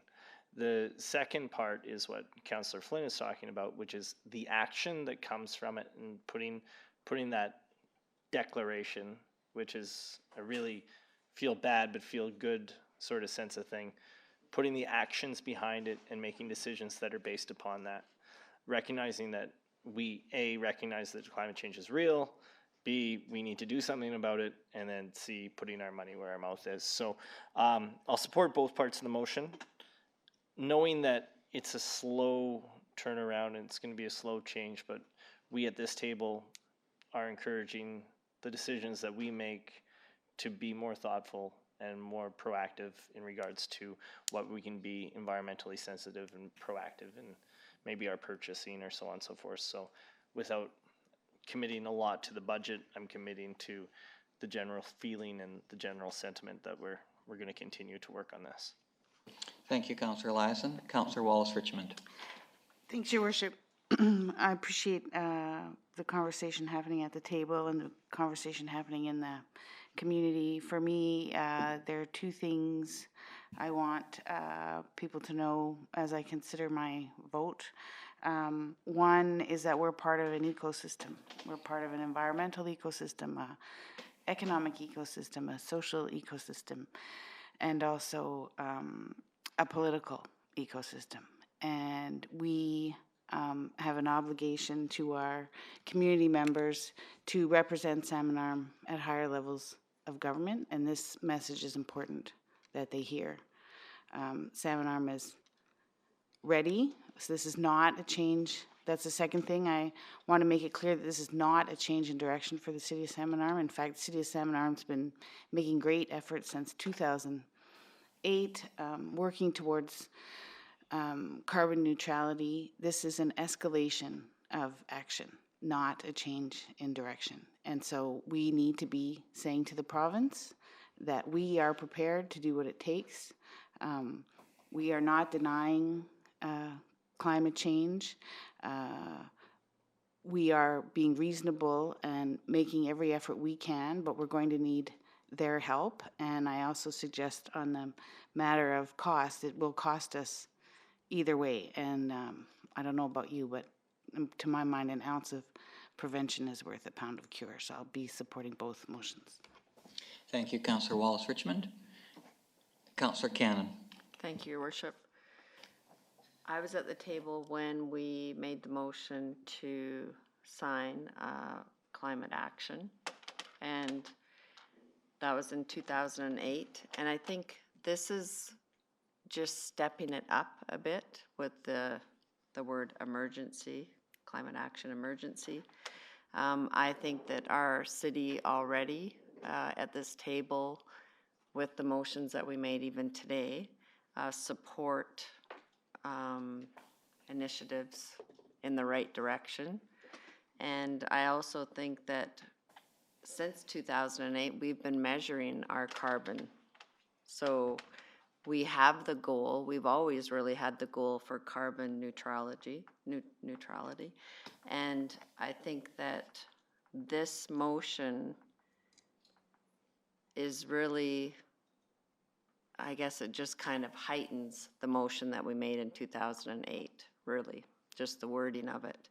and I'll support it, but knowing that, like, what does this mean at the table? Does it have additional costs? Because I think that we're already looking ahead with the presentation that we had at the last council meeting and the decisions that we made today to go ahead with a plan and looking at the future as a city. So I'll support this.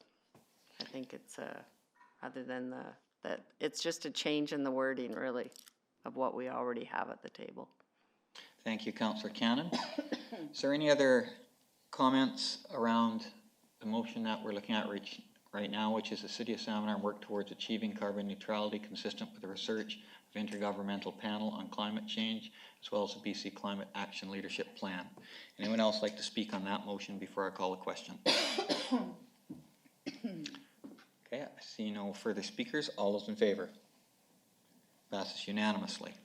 Now we'll go to the second piece, which would read, the City of Salmon Arm declare a climate emergency. Councillor Flynn. Thank you, Worship, and thank you to the mover and seconder for allowing me to split it. And I'm pretty sure I'm in the minority on this, but I'm still going to talk about my feelings on declaring a climate emergency. We've talked about actions mean more than words, and to me, the declaration of a climate emergency doesn't mean anything. Councillor Cannon just said it. It's really no change, it's just an escalation. I don't necessarily agree. Nobody knows. I've seen many communities declare climate emergencies and not one of them has said what that means. I think our actions, we are working towards solutions, and some of the things that have been stated today, by declaring a climate emergency, drastic action is required. Declaring a climate emergency is not an action. It's not. What does drastic action is required? I think we're doing a lot of positive things without a climate emergency. We're part of the Climate Action Charter. And to me, it's symbolic, but it really has, it's symbolic of what? We're doing what we need to be doing, moving the right direction, and I don't feel a climate emergency is the right thing to do. And I know I may not be popular, but I can't support that wording. I also am struggling with the process. We've recently, in the last year or two, had public meetings about our budget. We've had public meetings about the Foreshore Trail. We've had public meetings about marijuana. And we've had panhandling meetings, 2 of them, where the community came in and brought their viewpoints. And we're going to declare a climate emergency without an opportunity to hear from both sides. And unfortunately, both sides of a debate like this one don't seem to respect the other side the way they should, and that concerns me to have a public hearing on this issue. But at the same time, I think we owe it to our community. Secondly, we haven't involved First Nations, and we are declaring a Salmon Arm climate emergency, but I don't think we've involved First Nations in the process. Somebody mentioned unintended consequences, and the costs are unknown. Councillor Wallace-Richmond made a very good point. There's costs whether we declare an emergency or don't. My concern is the unintended consequences and the unknown costs of declaring something that we don't even know what it means to declare it.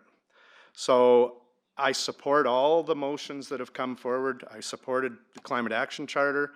I supported the motions today. I support the solar, look at solar. I support the buying of more environmentally friendly vehicles.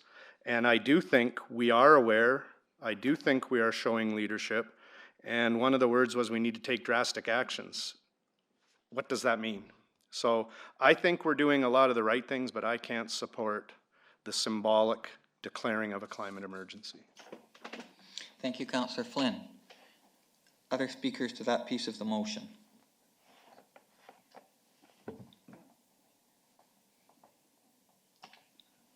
Councillor Wallace-Richmond. Yeah, I guess thanks, Your Worship. Again, appreciate the discussion. I think anyone who has considered this motion at their council tables well and truly understand what Kevin is speaking to. So we say it's an emergency, then what do we do? right? And we don't want to cry wolf. So typically when you would declare an emergency, then you would send the fire department or, right? And so, but this is a different beast, I think. And to my mind, this message from Salmon Arm, if it passes, would be that we are part of a global movement that recognizes that emergency measures need to be taken. We can do everything that we can do, but we can't do this by ourselves. So it is a campaign. There's no question about it. It is a tool for municipalities to get the attention of higher levels of government. And it's also a tool to make clear to residents that everybody has a role to play in this.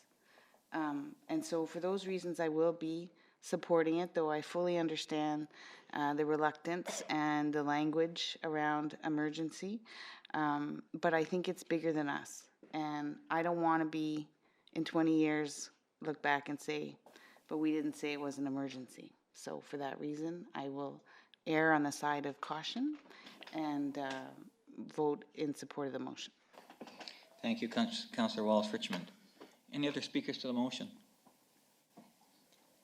Okay, I haven't had a turn, so I'll take a turn now. First of all, I appreciate all of Council's opinions, and I think they well represent opinions in the community. There's kind of three opinions, I think, in the community. There's those who believe that global warming is happening, and there's scientific proof that it is. There's those who do not believe it's happening. And there's those who believe it's happening, like Councillor Flynn, but do not feel it's an emergency and are doing things about it. And so where I stand is, I believe that global warming is happening. And the choice we have is to declare a climate emergency or not.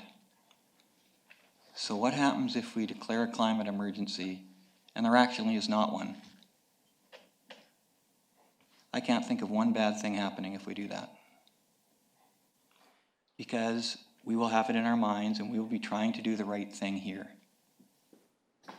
And hopefully if we pass the motion that says there is a climate emergency, 25 years from now, there won't be one.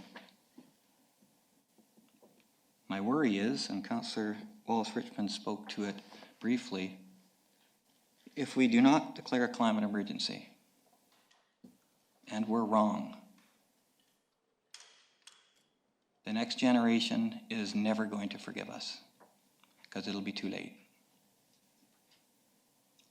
I believe there is that the global warming is real. And I think the actions of the City of Salmon Arm and of many of the residents are doing our little part to try to mitigate that. And I think we need to keep it in the forefront of our minds when we're making decisions.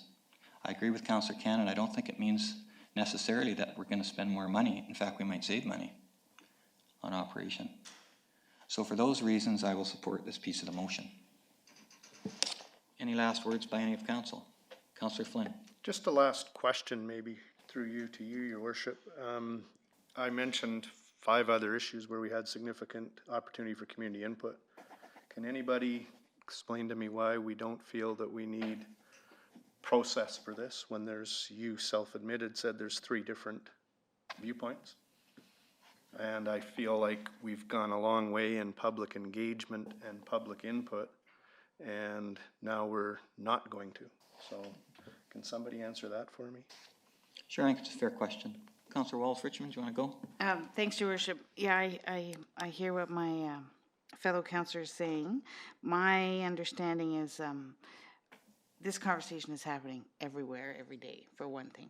But secondly, the motion we passed last meeting to use some of the climate action money for the climate study will have a public component in it, just as many of our cultural master plan, housing, we build that into our planning processes, and I'm confident that that will result in significant public input. So and the input isn't, we're not saying, I wouldn't support a session where the question was, is there, well, I could get myself in trouble here, but I do not see it as the role of the city to be hosting a debate on whether or not climate change is real, because it is real, and that's what we're saying with this motion. So to then set up a forum where that debate would actually take place seems completely counterintuitive, and it's not about, you know, we're not debating whether it is a thing. We're saying it is a thing, and here's what we're prepared to do, and that's the sort of input that we're seeking and awareness that we're raising. Thank you, Councillor Wallace-Richmond. Councillor Flynn, I'm just going to skip, I will come back to you. Councillor Cannon would like to speak, and then I'll let you go ahead. Councillor Cannon. I just wanted to add to that, because when we signed the Climate Action Charter in 2008, it was a motion and council voted on it. It didn't go to a public process like what you're suggesting, Councillor Flynn. Councillor Flynn, I'll give you the last word. Yeah, and I do want to say that the comments and discussion for me are very valuable. Councillor Wallace-Richmond, as usual, I hadn't thought about the public input in what we approved earlier today. At the same time, I will vote against this motion because I think we're doing all the right things, and the mayor, as usual, almost swayed me, because he basically made it clear that what happens if we do and it doesn't happen.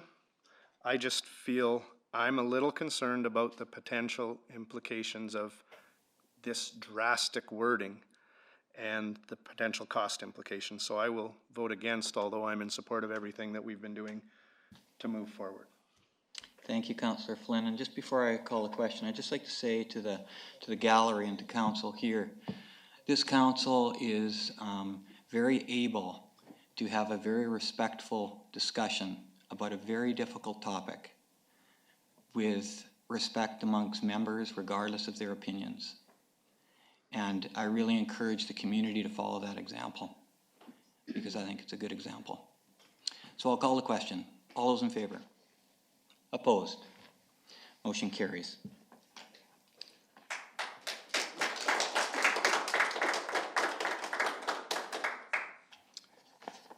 We'll continue with our agenda. We have a question and answer period. Are there any questions from anyone in the gallery that they would like to ask?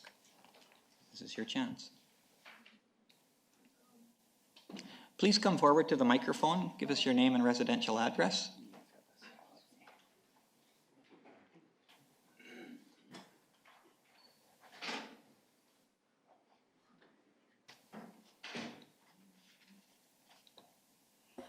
Ann Morris, 281 8th Street Northeast. Welcome, Ann. Thank you for coming. I'd like to ask whether or suggest really that that council initiate some sort of an educational program to educate people, drivers, about turning off their engines when they're parked. When you're parked and you're idling, you're putting over twice as much carbon into the atmosphere than when your vehicle is actually moving at around 50 kilometers an hour. So again and again, I see people in town idling. I found an RCMP officer idling way down near the entrance to the Foreshore Trail, and asked him what he was doing, and he said, "I've got my engine on because I'm working. I've got my computer running, and I need my engine running to run my computer." And so I reminded him that he could either be part of the solution or he could be part of the problem, and that he needed to choose. And I think there's ample literature out there from Government of Canada that is really quite informative about this. And so I would really suggest that council look into it and try to do something along that line. Thank you very much, Ann. We will take that under advisement. Any other questions for council this evening? Seeing none, we have a motion to recess until 7 o'clock. We don't need a motion. Oh, we don't need a motion. I can just do it. It's recess time.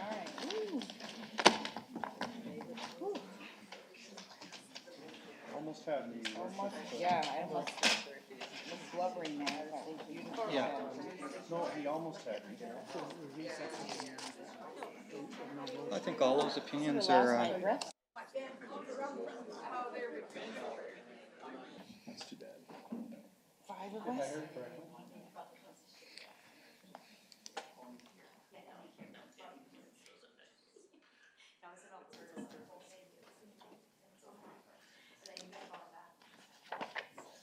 While we were in our meeting, there was like 11 emails about that whole issue.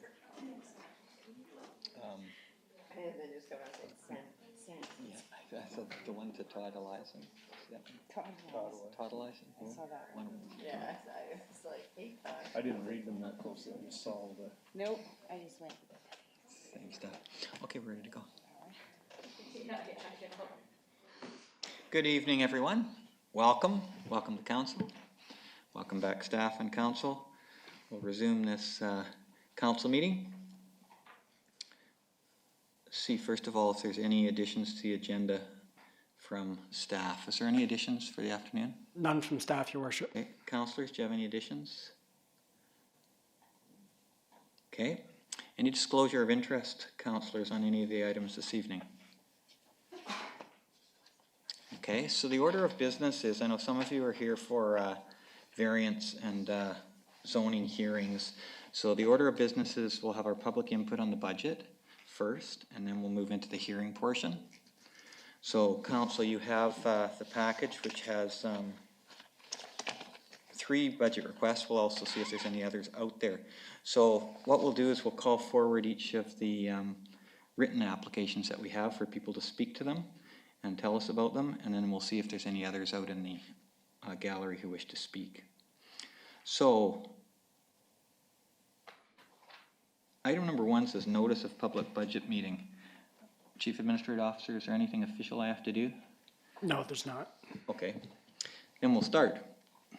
Saw Karen Bubala there from the Salmon Arm Children's Festival Society, Canada Day. Thank you, Karen, for coming and talking to us, and thank you for your written submission. Thank you. So I was here in the spring, so I'm not going to go into a lot of detail about the history because I believe everybody here was present during that presentation. So after we left that, we took the advice of putting together a letter of a request, what we would like the City of Salmon Arm to consider during your budget process. So we have submitted that in writing to you, so I hope everyone had a chance to look at that. So basically, I'm here to answer any questions about the festival or any details of what we're asking. In total of $10,000 is what we'd like to see put in budget.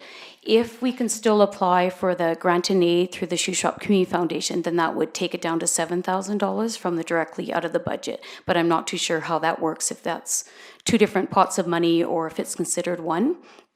And then the continuing help with the setup, the 2 big tents and taking them down, as well as the rental lifted on the indoor sports complex if possible. So that's what we're asking for. Basically, what we've come down to is we're needing some more funds. I think it's come to a point where we do need to hire some people to take on some of this work. 5 out of the 7 people were able to attend this year, and we each did 24 hours volunteer for June 30th and July 1st. And that's just getting it set up and doing everything it needs to do to make it happen, being there for the day of, assisting where needed, and then take down right after. So it's taken a toll on the 5. We've been doing it for 10 years. You know, it's great the youth do come out. Everyone does. Like, I think we had about 60 volunteers to assist with us on top of us. So it does lighten the load, but we still are required there to be there. And, you know, you can tell them where to put the tents and how to put the games, but you still have to be there to guide them through the process, as a lot of them are youth, and they still need that guidance in there. So, yeah, so I'll just open up if anyone has any specific questions for me about the festival or about the funding request or our budget or anything. Sure. Thank you very much, Karen. Of course, thank you for your work and the work of your volunteers to make this important event happen, and also for giving us in advance your letter and your budget for the proposed budget for 2020. Yes. I'll just see if councillors have any questions for you. Council, any questions for Karen? Councillor Wallace Richmond. Thanks, Your Worship. Thanks, Karen. Again, thank you for all the work that you do.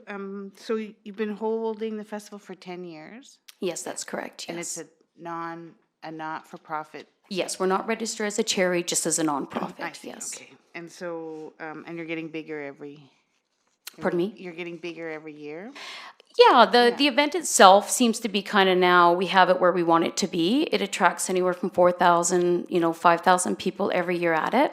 We offer about 20 different games, the bouncy section, the dance groups, the entertainment, and then all the other stuff. So I don't think we want to go any bigger than what we have. This is a good comfortable, and it adds a mix.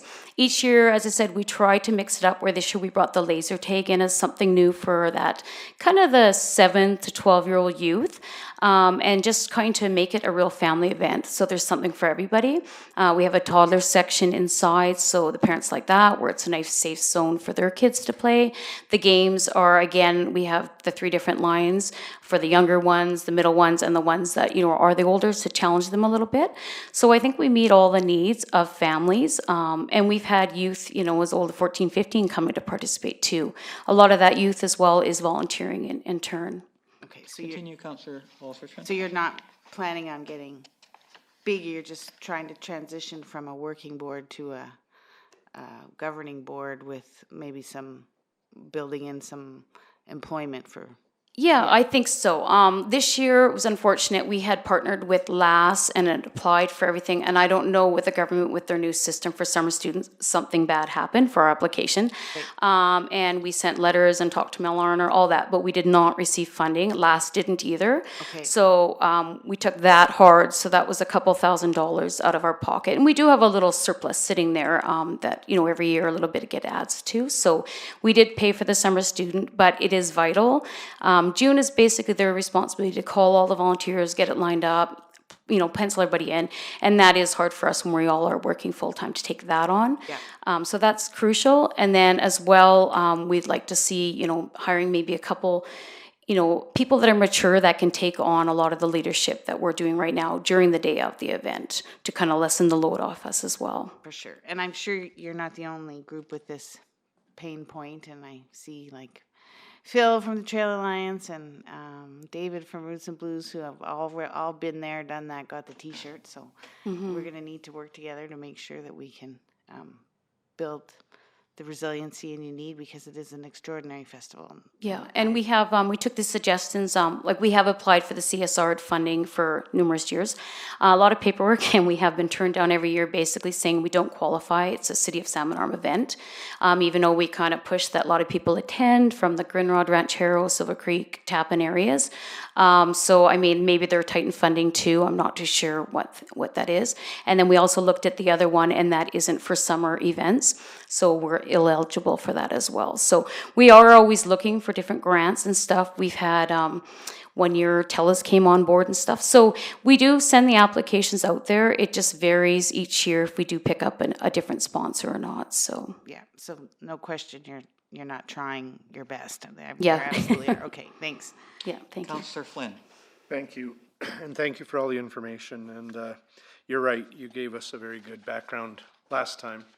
And I think we understand the issues. I guess I did have one question. I know, two things. I think it might be helpful if your name a little bit was Shuswap Children's Festival Society. It's too bad directors in the surrounding areas don't recognize the value of the event for their taxpayers, and they take an approach to the grant and aid that it's a salmon arm event. That's unfortunate. Yeah. But the other question I had is, you pride yourself on it being free. And I know my company sponsored for the first time last year, the Wednesday on the Wharf, and we got rained out, so we got to do it this year. And they've changed what they do, but they have people asking for contributions. And I know you don't want to keep anybody from coming, but I also think of weddings nowadays where it used to be open bar and now it's a toonie bar. Yeah. 4,800 people at $2 a person. I know. It gets tricky because when you receive Canada Heritage money, they're very clear you cannot ask for donations. We had our big red boxes and we have them by the main center. We got busted 1 year by Canada Heritage because we sent them our flyer with everything in it showing we advertised, and on it said, be generous, put the dollars in the right boxes. So they made it very clear you can't even put that there. You can have them on site, but have to be creative on how we do it. So we have put them by kind of the main stage, a little bit more by our free items. I think this year it generated about $1,200 of donation. And again, having that volunteer trying to, catch people, hey, did you have a great day? Put some money towards it. Unfortunately, we have to be cautious on how we can do it. Yeah, but the first year we did do that, we generated like $3,000. How much do they contribute? The 3,600. Okay. Yeah. Okay, well, so what you're saying is political bureaucracy causes a problem. Yes. Shocking. Yeah. Yes. Okay, well, thank you. Councillor Lavery? Yes, thank you, Your Worship, and I just have an image of Toonie Bar at the Children's Festival in mind. Hey. Karen, thanks for your presentation. So I have one financial question and then one more, maybe personal one actually, but the financial one, what does the arena charge you for setting up, or what have they charged Okay, you? so this year it was waived the second day, so I want to say it was just under $500 for the day rental. And actually, Mrs. Wallace was just asking earlier too. We rent the grounds. The grounds itself and the fairgrounds are pretty reasonable. It's just everything else we need. So we get charged so much per table, so much per chair, all the other stuff we need to borrow from them. So that bill I think came to about $1,800 for all our ground rentals and stuff. And then we had a few tents we rented as well. They were mainly shade tents, so that was additional $500 from a local company in Salmon Arm. Okay, and then, and I know that there was 1 day wave, but it's around $500 a day, is that? For the, yes. For the arena? Yes, for the arena, that's correct, yeah. And so thank you for that, that's helpful. And certainly in the spring, I saw committed volunteers who were maybe approaching their stress point about doing things. So it's gone well, and your board is feeling rested and... From the event? Well, just in general, I think we saw you in the spring before the event. And yes, exactly. There was a degree of angst, I think, that was presented about, hey, we've done all we can here. Yeah, and we're getting tapped as out. you notice, I'm here solo tonight. My group's done. And that's the sad thing. I'm the one, I think, with a passion and, can't go forever, but they're at the point that I do need that board support, and we need this. If we have additional financial support, it will help us because as board can go into a governance mode and then actually hire some people to actually pull the event off. Of course, we're still going to be present and stuff, but instead of doing 24 hours over 2 days, hopefully can come in and out and supervise and stuff. So, yeah, I love the event. Like I said, it's amazing for our city of Salmon Arm, watching the people come every year, the feedback we get, the appreciative from people and their kids, everyone having a great day, cost them, minimal dollars. This year we offered treats with our pizza sales, so we generated about $1,800 in profit for that. And people were amazed that things were only $1. So we're like, no, it's $1. And people are like, well, it can't be. And we're like, no, it's $1. So just trying to keep it cheap, we all went to the fall fair, and how much was a cotton candy, right? $5, $6. So we just try to really keep the passion for families, and everyone can come out. You can bring your picnic lunch and everything. But yeah, we do need something to change and happen because all our kids, my daughter's graduating this year, and I started when she was little. So it's kind of, we need new recruits, a little bit of extra money to go forward because we do want to keep this going for the city for sure. Great, thank you. Thank you. Councillor Lavery? Karen, do you remember how much your application was to the Shuswap Community Foundation? $3,000 is what we get every year.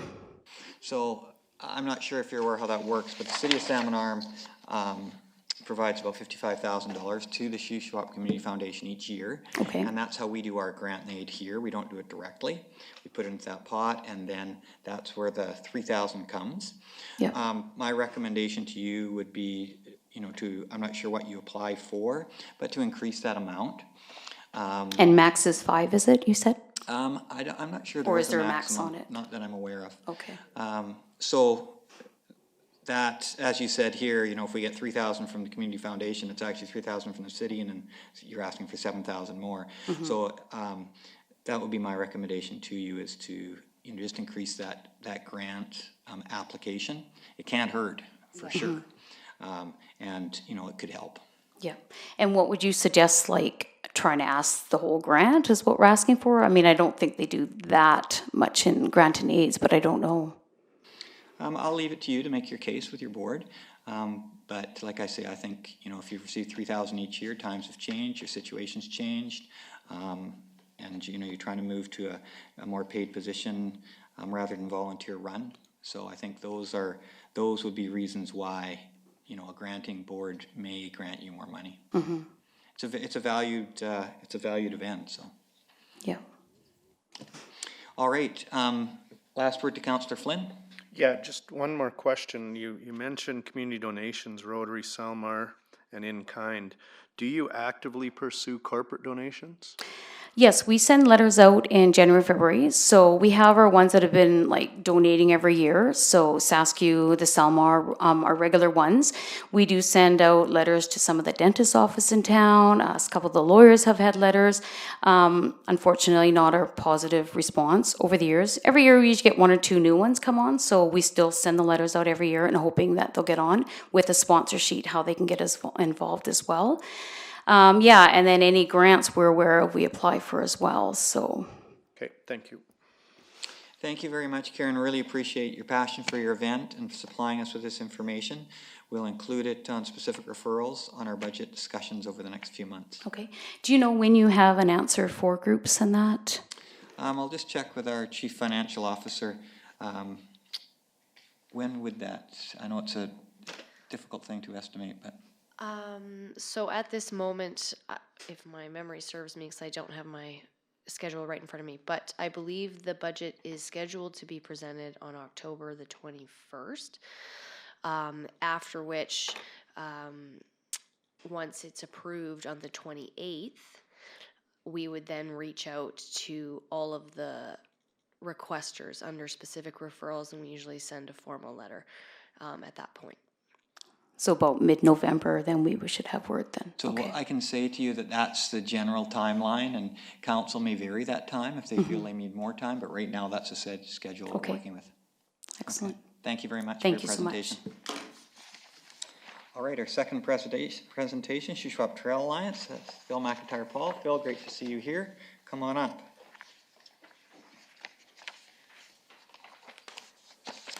Welcome. Thank you.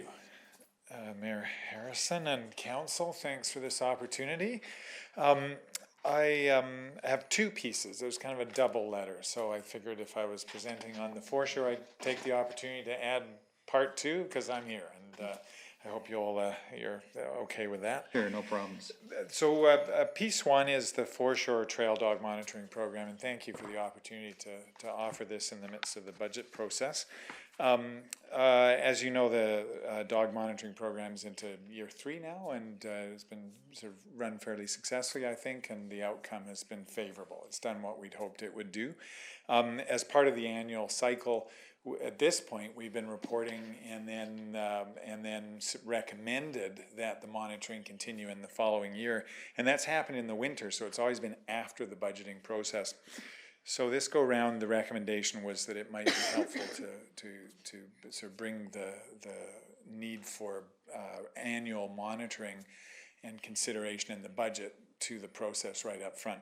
So that's in essence the gist of that part of the letter, is recommending that in your sort of budget allocations on an annual basis, funding for that monitoring is put in place.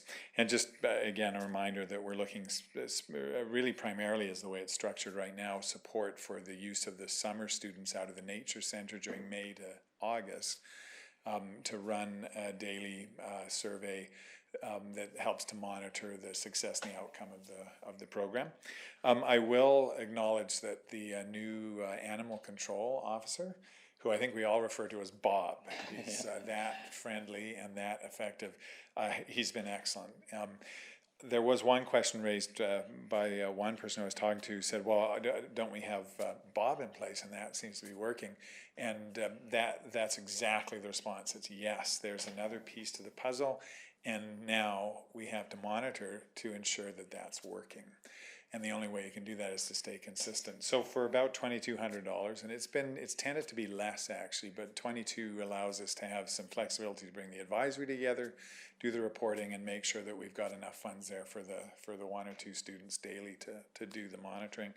It gives us that key piece to the plan that ensures that it continues. And without it, the management, the monitoring management plan doesn't work. Like, it really is a key part. So it's not really a discretionary component. It's kind of the essential, you know, it's the V at the top of the arch that holds it all together.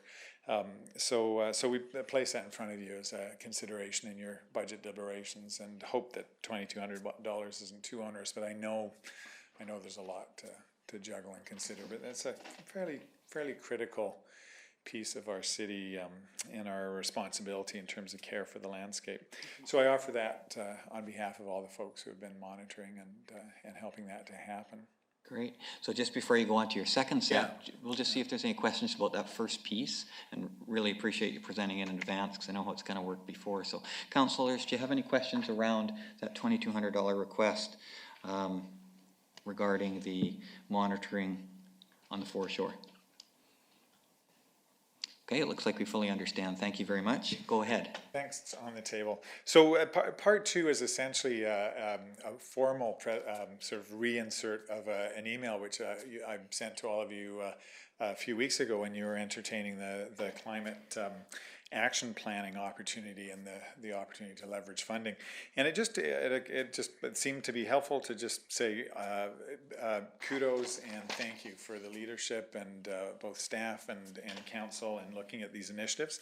At the same time, I also know that there's a lot of opportunities. So we've got the Clean BC program is putting a number of different focuses out. We've got the active transportation opportunity and to do some strategic planning there. We've got the climate change action funding. We've got the healthy communities funding that keeps appearing.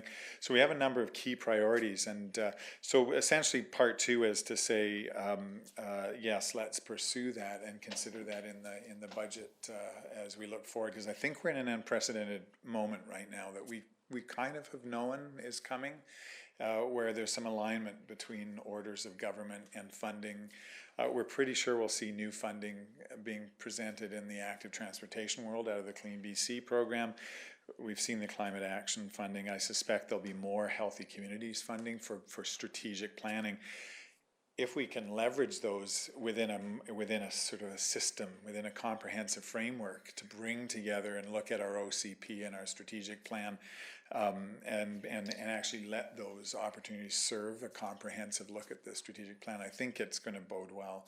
And so that's essentially the gist of part two is it possible that we could integrate housing, homefulness, food security, zero net energy, zero net waste, active transportation, the whole work around reconciliation with our First Nations partners, resilience-based community economic development, the climate change funding that's available, and actually go, wait a minute, we've got an opportunity to pull these kind of siloed initiatives that the government puts in front of us, but actually use it in an integrated way here at the civic level, and to do that in a regional context. So that's the gist of part two, and I don't think it's a surprise me putting this on the table, because I mean a lot of people know me from the active transportation angle or lens on this, but really that's just one piece of what's part of a bigger sort of fabric that we're working on.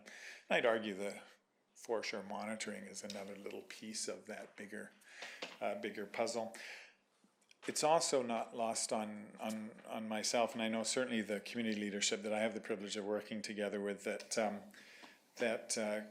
creating a comprehensive planning framework and leveraging those opportunities to really do a robust and go for it big time provides city staff with direction and mandate and tools. And I must say I have the honor and privilege of working with the staff here, and they do a lot with a little. And every time we say, hey, let's do this new thing, this new plan, we add burden to time. So my hope is that we would be able to strategically pull on all of those new strings that are being presented, apply that to the OCP plan and their strategic plan, and actually give staff the mandate, the budget, and the tools that they need, because we've got good people here.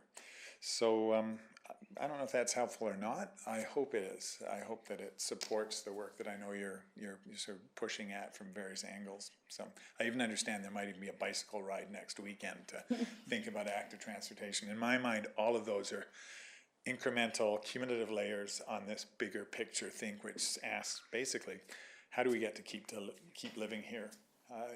long into the future, and our kids get to keep living here. So, as my final note says, I think those are big ideas for a small city, as I've heard us say a few times. So, Thank if you I very might much. offer that.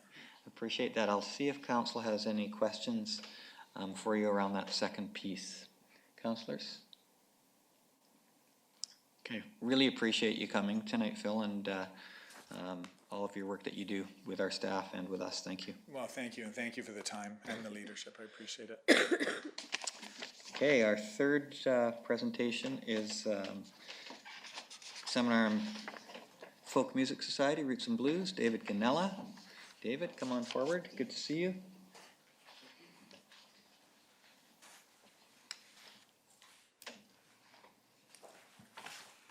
I also submitted some slides as well. Okay. Which is elaborate on the letter I sent last week. So first, thank you for having the Salmon Folk Music Society come and present to the city, and we appreciate the support we've had in the past on this project. This is the third year we've come to the city for requesting to bring hydro to the south field. Does it scroll automatically? How does this work from here? Okay, thank you. So the project is bringing power to the south portion of the fairgrounds.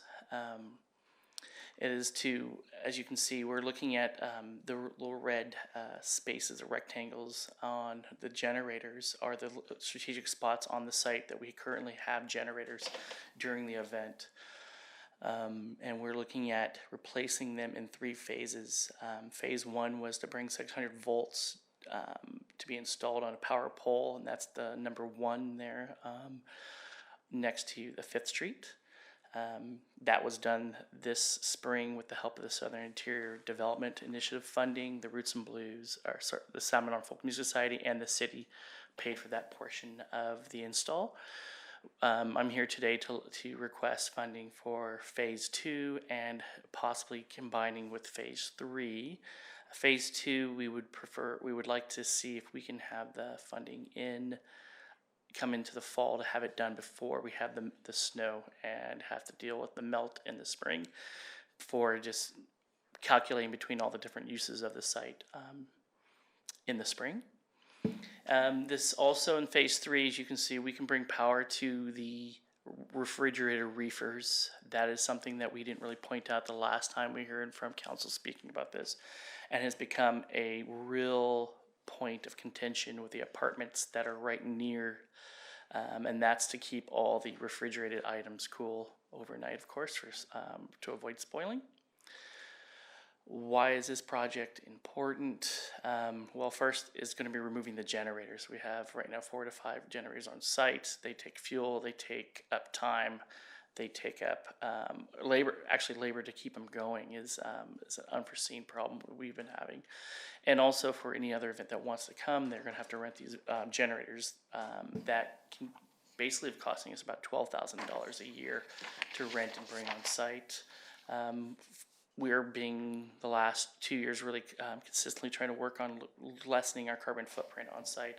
That's through our programs of reducing our waste in general, and this is part of the same plan, is to remove inefficient fuel systems to generate our power on site. As I was saying, reducing the noise for community and patrons, that is something that we noticed this year. We had complaints about one of our generators on the main stage, downstage left. They were on social media during the event complaining about the sounds of the generator. What happened was, we normally have basically movie studio on-site quality generators called whisper generators. For whatever reason, the one that was delivered this year was not. It was a construction grade. Definitely supplied the power we had required, but the noise from this machine is tremendously higher. You would we needed a rock band on stage this year to drown out that Jenny.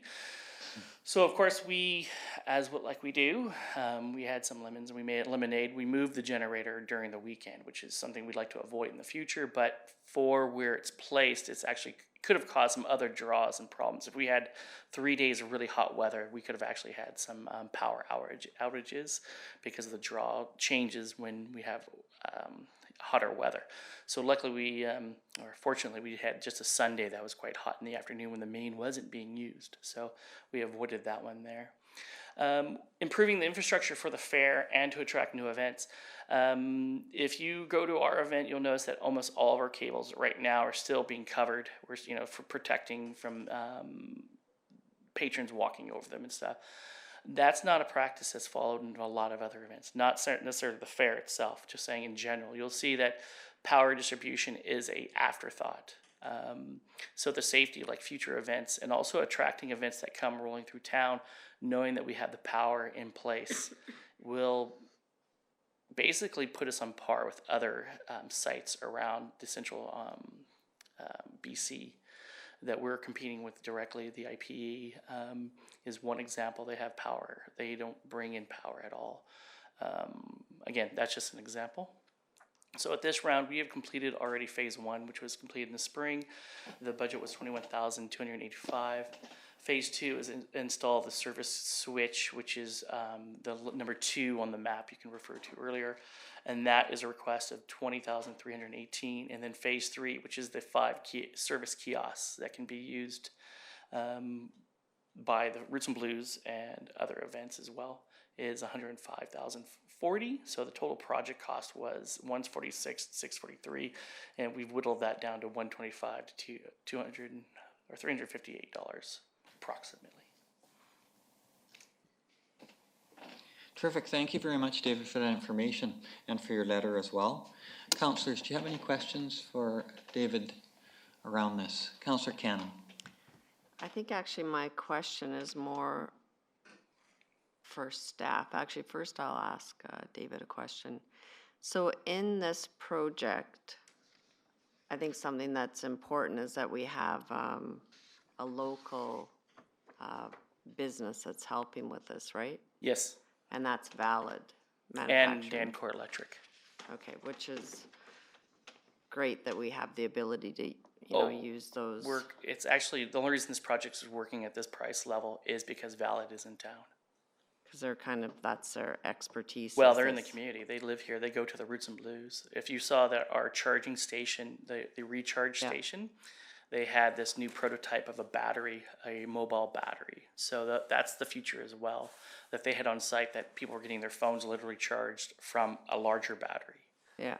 Yeah, that was a pretty cool setup. So if we didn't have those, 2 things that we could tap into, this would be way more expensive. The equipment itself would probably be at 3 times. That's a guess on my part, but that seems to be the discount that they're giving us.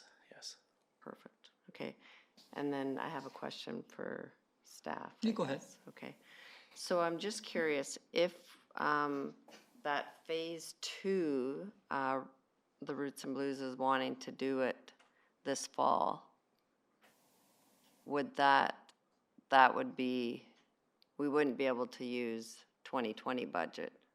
Like how would we be able to help them out with this at this time? Chief Financial Officer? If we chose to.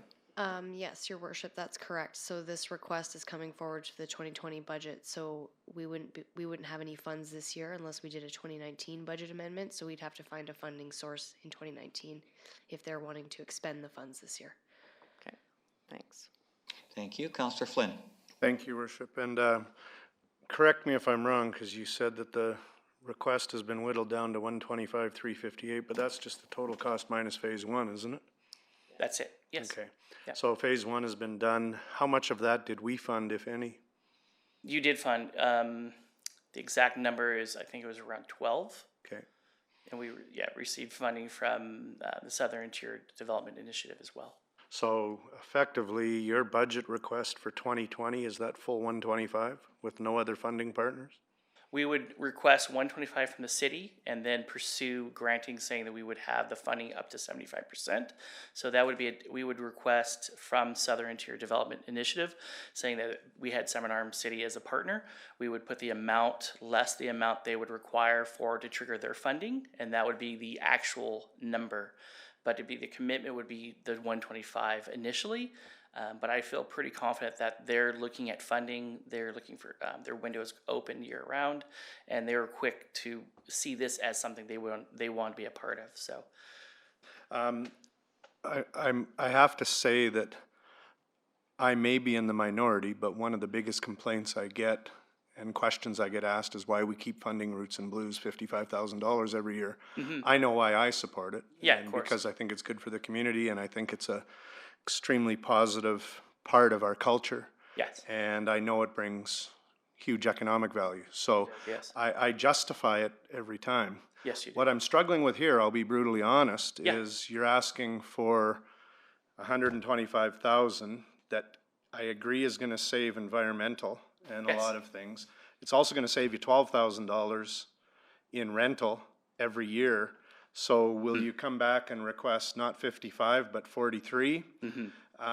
Because, sorry, it's double dipping. And again, I'm one of the biggest supporters of Roots and Blues. No, but I understand, Kevin. I'm Yes. gonna be completely honest that I feel that we only have so much. And the other issue is this isn't our asset. It would be your asset, though. Well, no, we The lease city of land. I Salmon get Arm it, owns the but property. yeah. We do not, the Roots and Blues does not usually. No, it's own the not, I property. get that, but it's So- ultimately not in our control at this point. But I guess, do you see yourself, if you get this money, coming back and asking for less than 55 that we've committed to plus inflation? Yes.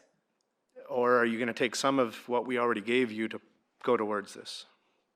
Okay, well, those are two different questions. Yeah. First question is the value of the $55,000 that's presented to the Roots and Blues for the last 3 years. That's 3% of our operating budget. So let's put that in perspective of what the amount is. We have, in essence, inflation each year. Our event itself is at an 8% clip. Okay. So we're not even keeping, that amount's not even keeping us up with the Joneses. When you suggest that the amount that we're gonna save $12,000 a year on the electrical, well, that's already been eroded away because we were already up $7,000 from what we did last year on our power bill this year from the same company. So it's a revolving ball that we're constantly gonna have more costs. If we want to present a internationally known event at this level that's known in Western Canada as one of the key 3 festivals of this whole region, it is a costly endeavor. Again, we see this property as an investment that we've put money into ourselves. We have no say in this property. We blindly put money into it. I have to go to my board and they ask the same question, but in the mirror of your reflection saying, we have nothing, why are we putting our investment of our hard-earned, barely scraping by money? I mean, honestly, for how much we make on this thing, as you would know, if it was a financial advisor, you would not invest in the Roots and Blues in a sense, because we have probably the worst term deposit of all time for payback. But we benefit the community on bringing a cultural event, bringing an experience that other cities just can't match. We reward ourselves with the biggest party of the Shuswap. So, I mean, of course, there's values. There's different types of values. Basically, cost on the cost, again, we would probably come back and ask for the 3% because we're barely trying to keep up as it is. As you saw, the weather events we've had in the last 2 days, that happens during our event. We're closed for the weekend. So then we're going to be down $200,000. So we're trying to use it as a nest egg. We're using it as infrastructure nest egg. We're using it as a efficiency nest egg. So our event gets better with the same amount of money, even though we have inflation of up to 8% a year. That's, I mean. Great answer, and I have to admit, if there was media here, I might not have been so blunt, because. Oh, no, it's fine. Yeah. We're But neighbors, so you could be it's blunt, just even what I more hear blunt, from yes. people is it's successful, but I think you sharing the 3%, the 8% inflation, we haven't seen your financial report, so. No, it's I mean, kind of the timing is. That's it, but if you look from the government side, the Ministry of Tourism, through their tourism events program, sees our event. they funded already. They've already let us know they're gonna fund it another year. Oh, good.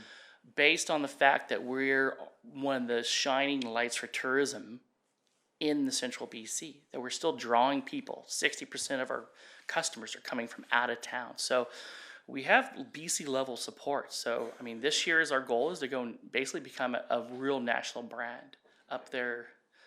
One of your parts of your answer leads me to another question. Mm-hmm. If, and staff's answer to a question, the 20,000, if you're looking to do that before Christmas Yes, and need, or before the snow flies, yes, and you need, and we can't do it in the 2019 budget, yes, and you have reserves, yes. if we committed to 2020, would you be able to pay for it?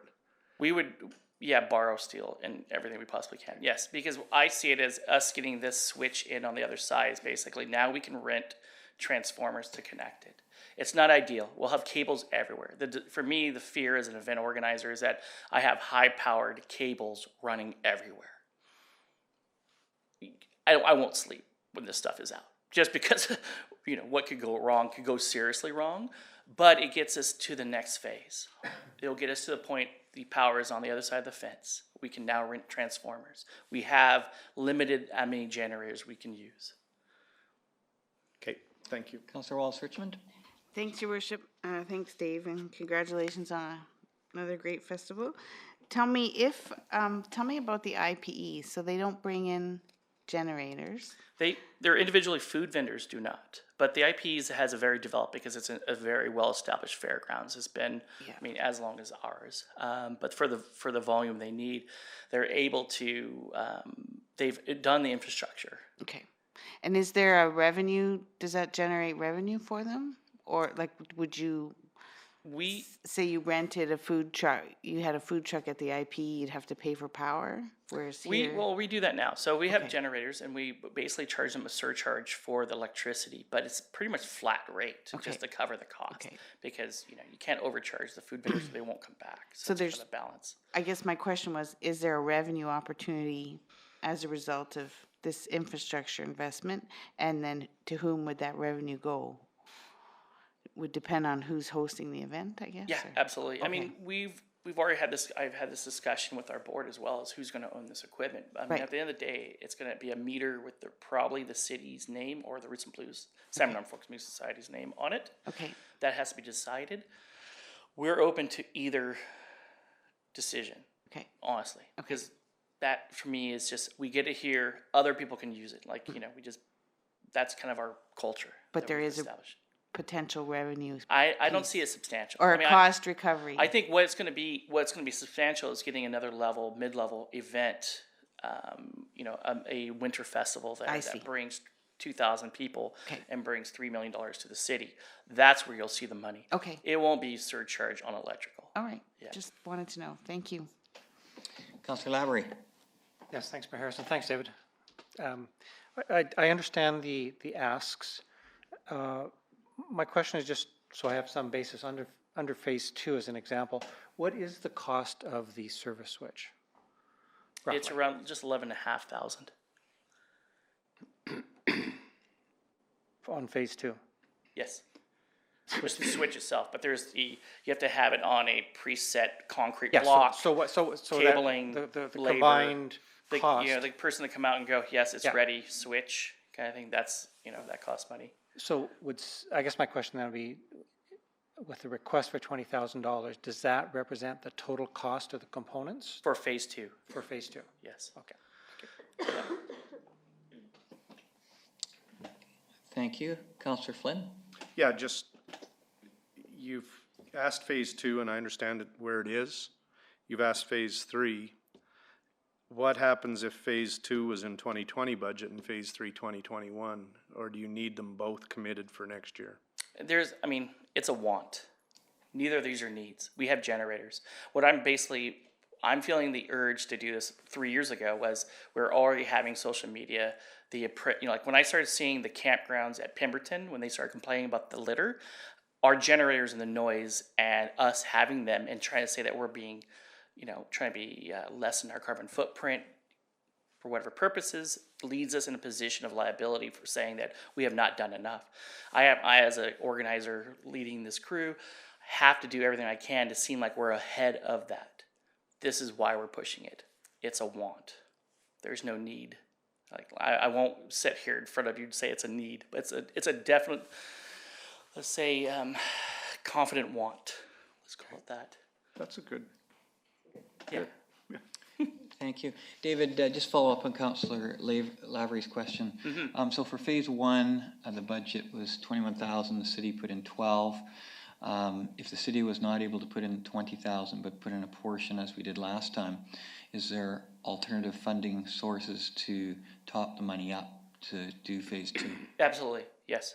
I mean, we would go back to the Southern Interior Development Initiative Fund. That's purposely for infrastructure, but they don't cover all of it.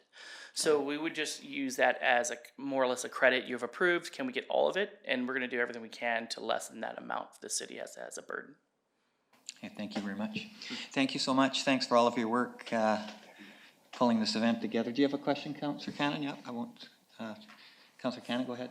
So for the phase two for the fall, because your want is wanting to do it this fall, if you could use some of the folk festival money that's available, and then would you be able to apply for that funding for this year, or have you exhausted that because you got funding in the early spring? No, this is why we broke. This is the beauty of how actually it was the council who requested it being broken into phases, and it turned out it actually was a benefit long term because each phase is a different portion of an independent project. I call it all as 3 phases, but it's really 3 independent projects. Okay. So yes, we could pursue the extra funding. To do and yes, that, the so Roots that and Blues is willing to cover it. It's just that, again, I have to convince my board that a property that we don't own, that we're at any moment could, not have access to certain parts. It seems foolhardy for us to say, let's invest all of our, So the other thing is, you said whose name would be on the... This is the meter, like who gets the bill Yeah. each month. So that's something that has to be set down. I would assume that it's going to be the city or the Summer Folk Music Society. The fair has already said that they have no interest in having their name on the meter. Okay, thanks. Thank you. Thank you very much, David. Really appreciate you coming and presenting to us. Well, thank you for All right. having me. We'll make sure your letter goes to specific referrals. All right, is there any other budget presentations from people in the gallery? Any other budget presentations? If not, we're going to move on to the hearings portion. Ask one more time. It doesn't look like it. Okay, we will move onwards then. Thank you so much to those 3 groups, and we will consider your requests. So we're at item number 22, the hearing portion. This is for the variance pieces. So just before we start, I'll read an opening statement. I'd like to open up the hearings for variance permit 486 and variance permit 503. Following the reading of the motion, I'll request the Director of Development Services to explain the development. I'll then ask 3 times for submissions from the gallery, given the opportunity for the applicant and the public to speak. Council will also have the opportunity to ask questions. Once this is complete, I'll close the hearing and the council will vote on the motion. So our first item is Development Variance Permit VP 486 Bartusik, 1070 Okanagan Avenue. There's a proposed motion on the floor. Could I have a mover and a seconder to move forward? Councillor Cannon, thank you. Councillor Wallace-Richmond. I'll ask the Director of Development Services to explain the variance application. Thank you, Your Worship. This is a development variance permit application for the property addressed at 1070 Okanagan Avenue Southeast, owned by Mr. and Mrs. Bartusik. A couple of years ago in 2017, an accessory building was constructed on the front yard of this property. In this location here on the site plan. It's the size of the accessory building is a little bit more than double the size of a building where you would need a building permit. So it does need a building permit. A building permit has not been applied for. We advised the owners that the building had to go, or they could apply for a variance application for setbacks. And the setbacks being requested are from Okanagan Avenue, 0.8 meters, whereas the zoning bylaw requires a 6-meter setback. And along the interior east parcel line, the zoning bylaw allows a minimum 1-meter setback. The structure is located 0.5 meters from the east lot line. So there's 2 variances, interior lot line and front lot line.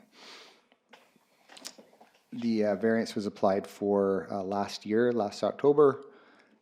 We didn't put a high priority on it at that time because we had a number of other applications ahead of it, and we didn't receive this site plan until just a month ago. So once we received that, we finished the report, and as mentioned at the planning committee meeting, staff rarely support variances closer than 3 meters to a front parcel line. That's just our standard approach and recommendations on setback variances. But the applicant may have something to say as well. Great, thank you very much. So I'll ask, I see Mr. Bartusek is in the audience. Would you like to come forward and speak to your application?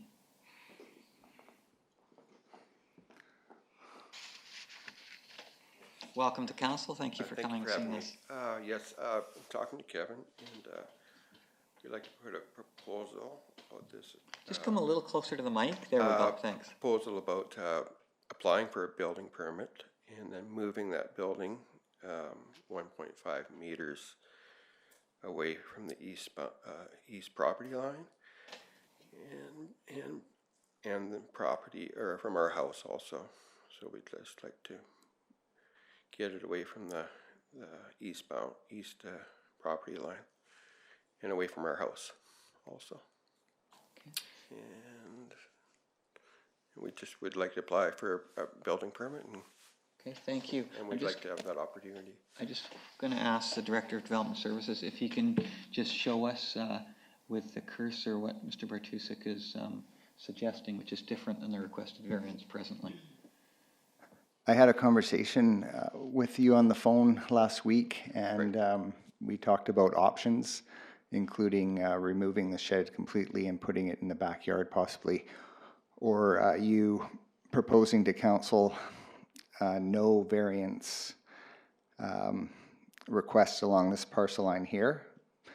In other words, shifting the shed so it is at least 1.5 meters from this east lot line, rather than 0.5 meters. In that scenario, it would still need a variance of 0.8 meters from the front parcel line. And it would need a building permit. And there could be implications with the proximity of the building to the house, but that would be dealt with a building permit application. So I tried to present a possible option for keeping the building more or less where it is now. Okay, thank you. So, Mr. Bartusek, I'll just summarize that just so we all understand. So your request is you would move the building away from the east property line, so you would not need a variance there. You would apply for a building permit. So the variance you would need would just be from Okanagan Avenue. Do I understand that? That's correct. Thank you. I'll see if council has any questions for you around that. Okay, I don't see any questions now. Thank you. You can have a seat. Appreciate your presentation. Call for a first time for members of the audience who would like to speak to this variance. Asking for a second time. I'll open it up to council if you have any questions to staff or to Mr. Bartusek before I ask for a third and final time. Councillor Flynn. Yeah, and I apologize. I probably should have asked Mr. Bartusek when he was up here, but at the planning meeting, you had mentioned that it can be moved.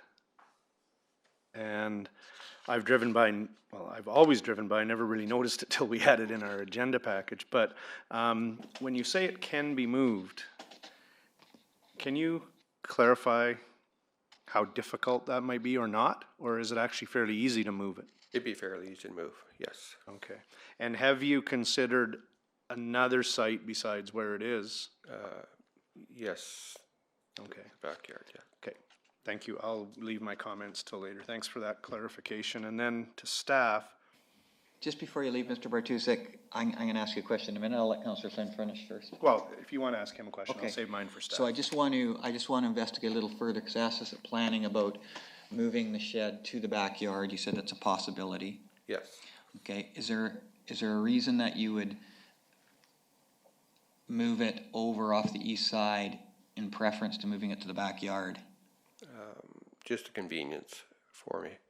For the wood shed is a part of the unit, so it's easier just to have the wood up there for convenience. I understand. Okay, thank you very much. Appreciate that response. Councillor Flynn, do you want to press your button again? Thank you. So, to staff, I understand now that you guys have had a conversation, but nothing formal has been requested or put together. But staff's biggest concern isn't necessarily the east side variance, it's more the Okanagan variance. Is that correct? Director of Development Services? Well, staff's recommendation to not support pretty much stems back to other variance requests where we haven't supported. The last one I can recall was Ian Wickett on Old Auto Road for an accessory building even closer than 3 meters to the front parcel line. We didn't support that. Council did support it. If council supported this alternative option, honestly, I don't have an issue with it. I drive by it every day too, and I barely notice it. Okay, thank you. Okay. Asking for a third and final time if there's any more presentations on this variance. Okay. Seeing none, I'll close this variance hearing and we'll consider the motion. We have a seconder and a mover. Council, it's open to you. Councillor Flynn. Thank you, Worship. And these ones, and there's no media here, but for people in the gallery, it's interesting, we always bring them forward even if they're not supported at the planning meeting, and this was defeated unanimously at the planning meeting. I see a couple of issues. One is the building's bigger than it can be to not have a building permit, and it's not just a typical storage shed like the neighbors thought it was going to be. And the variances are not supported by staff. I guess I have to admit, I've never really noticed it till this came in, so it's clearly not a variance that stands out because of elevation. That being said, probably the biggest issue potentially for the neighbors is it's so close to their property and runoff from rain and things like that. So that move off of that property line could be enough to make it okay. But to me, if it can be moved to the other side of the property, although it's not as convenient for wood and stuff, I think that makes the most sense. So in light of our discussions previously, I can't support the variance request as it stands, and will vote against the variance. But I am willing to talk about another location that perhaps doesn't need front yard variances or doesn't impact that neighbor as much. So, thank you, Councillor Flynn. Councillor Wallace-Richmond. Thanks, Your Worship. I'm pleased to see the applicant consider a building permit and moving the shed, but I'm unclear on what that does to this motion. My sense is if that were the way the applicant were going to go, he would still need a variance, and could we then would this go away and then a whole new variance application would have to happen? Or is this the opportunity to say, we'll vary it, we'll vary one of these three things? I'm just not, I'm looking for some clarity around that. Sure. I'll ask the Director of Development Services if we can just take out number 2 if we wish. Yes, that's an option, Your Worship, to not support the second variance, in which case the building would have to meet the setback from here. Yep. But granting the first variance would allow for a 0.8 meter setback. From Okanagan. Okay, thank you. Set? Yes. Okay. Do you have any other questions, Councillor Wallace-Richmond? No. All right, Councillor Cannon. So mine is similar. So this variance permit that we're looking at right now, if we change that, if we varied the variance, does that mean that it's totally different than what we're looking in front of us? So is that a totally different variance application? It's not totally different. The only difference would be that there would not be a variance needed on the east side. The variance would still be needed from the center line of Okanagan and from the front property line. So that's why the variance request would still be in place. It would just be for numbers 1 and 3. We would remove number 2. Okay.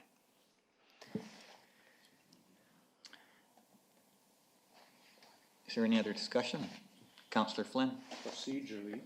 Procedurally, would we need to defeat the variance or just remove item 2 and vote on it with item 2 removed? Yes, you could make an amendment to remove item 2. I will make that amendment and see if that works. Councillor Cannon seconds. Any question on the amendment, which is to reduce the minimum setback of an accessory building from the east interior parcel line from 1 to 0.5 meters? We would remove that variance. Can I speak to it? Yes, you may. I'm not totally sold on number 1, but staff seem to feel that because of elevations, they're not that concerned with number 1. So removing 2, which has the most impact on neighbors, and knowing that a building permit would be needed to make it legal, I urge council to support removing 2 and then reconsider the variance. Okay.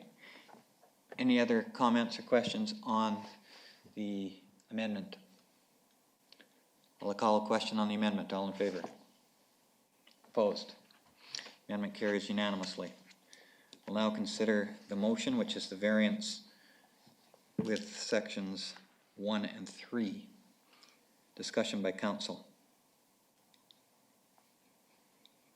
Okay, I'll just speak briefly to it then. First of all, thank you for working with staff. My concern on your variance request, as you know, at planning, was the closeness to the neighbor and the drainage issue that could be there, and you've alleviated that. And so for me, the fact you're gonna get a building permit and the variance from Okanagan, I think, although it sounds close, it actually has no impact on vision. So I don't think that will affect traffic or sight lines in any way. So I will support the amended variance. Any other comments? All those in favor? Opposed?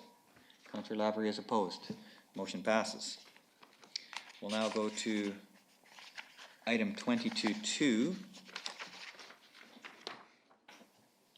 We have a development permit, variance permit 503. There's a motion, proposed motion on the screen. If I can have a mover and seconder. Councillor Lavery, thank you. Councillor Cannon seconds. I'll have the Director of Development Services explain the development variance permit request. This is a development variance permit application for 1170 15th Street Southeast. The applicants are Chahal and Candola, and it's a interior side parcel line setback variance to reduce that setback from 2 meters to 1.75 meters. So very small, 25 centimeters, to help facilitate a small subdivision of the property Proposed lots, actually I'll show you a better one here, if I can find it. Presently there's a duplex on the property in this location. This would become lot 1, lot 2, lot 3, and lot 4. Single-family dwellings are proposed on lots 2, 3, and 4. To create this lot line here, either the deck would have to be removed off the duplex, or the parcel line would have to be shifted north 25 centimeters, in which case parcel width variance would be needed. So they're electing to apply for a setback variance. And to answer Councillor Eliassen's question from last Monday about frontage improvements, this subdivision requires full frontage improvements along 12th Avenue and along 15th Street. And the applicants have bonded for that and they're ready to subdivide. So there's no servicing variances associated. Great, thank you very much. Is there a representative of the applicant in the gallery? Welcome, please come forward.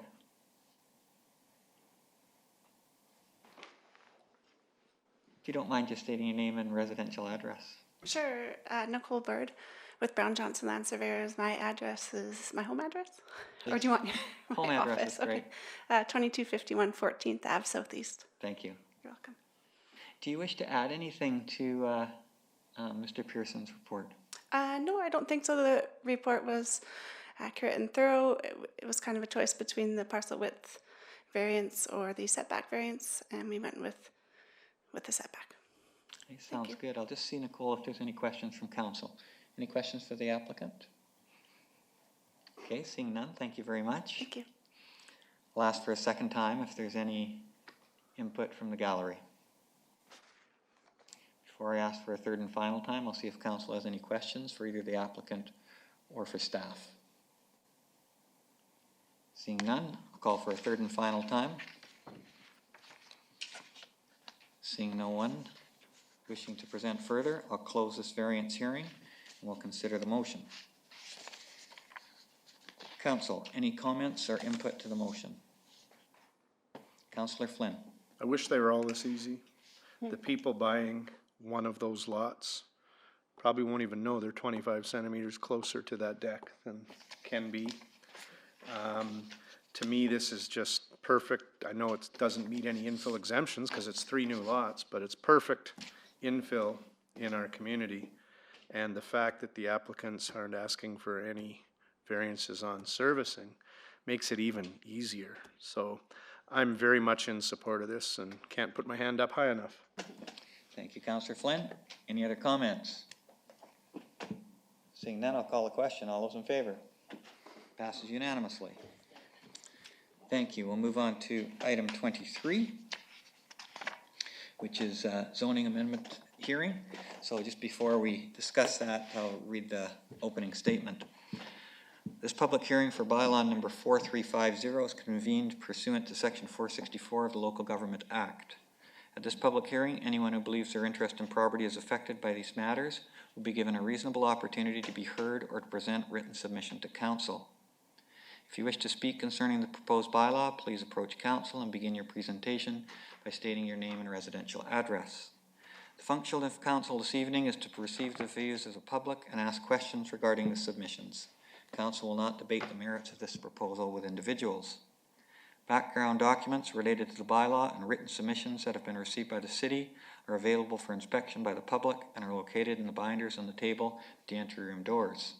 All written submissions will be retained by the corporate officer for review by council and by members of the public.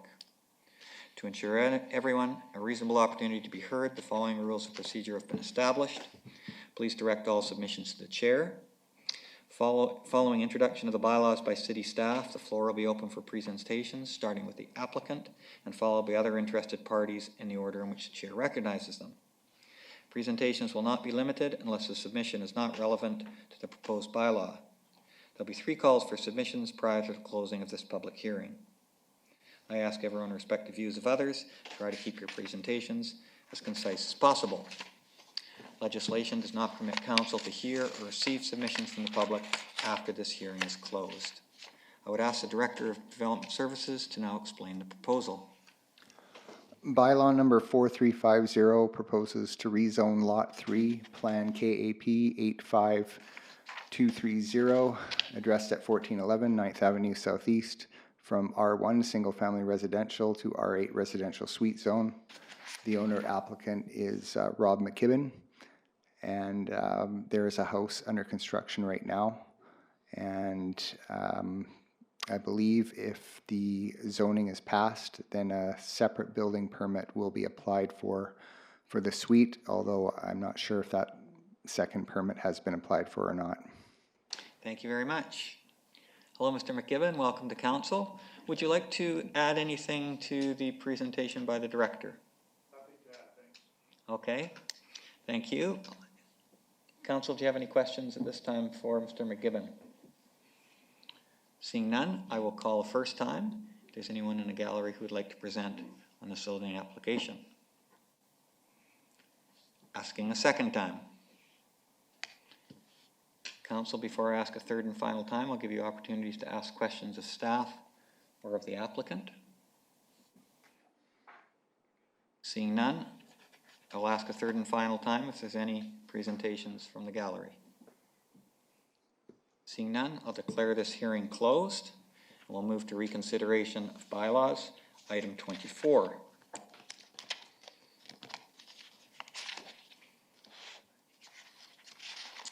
Council, you have a proposed motion before you. Is there a mover and a seconder? Councillor Lavery, Councillor Wallace-Richmond, thank you. Council, I'll open it up to you. Any comments or questions? Seeing none, I will call the question. All those in favor? Passes unanimously. Thank you. We're now at our question and answer period. Does anyone in the gallery have a question they would like to ask us? Okay. We have a motion to adjourn. Moved by Councillor Flynn, seconded by Councillor Lavery, that the regular council meeting of September 9, 2019 be adjourned. All those in favor? Carried unanimously. Thank you very much. Thank you, gallery. Marilyn, good to see you.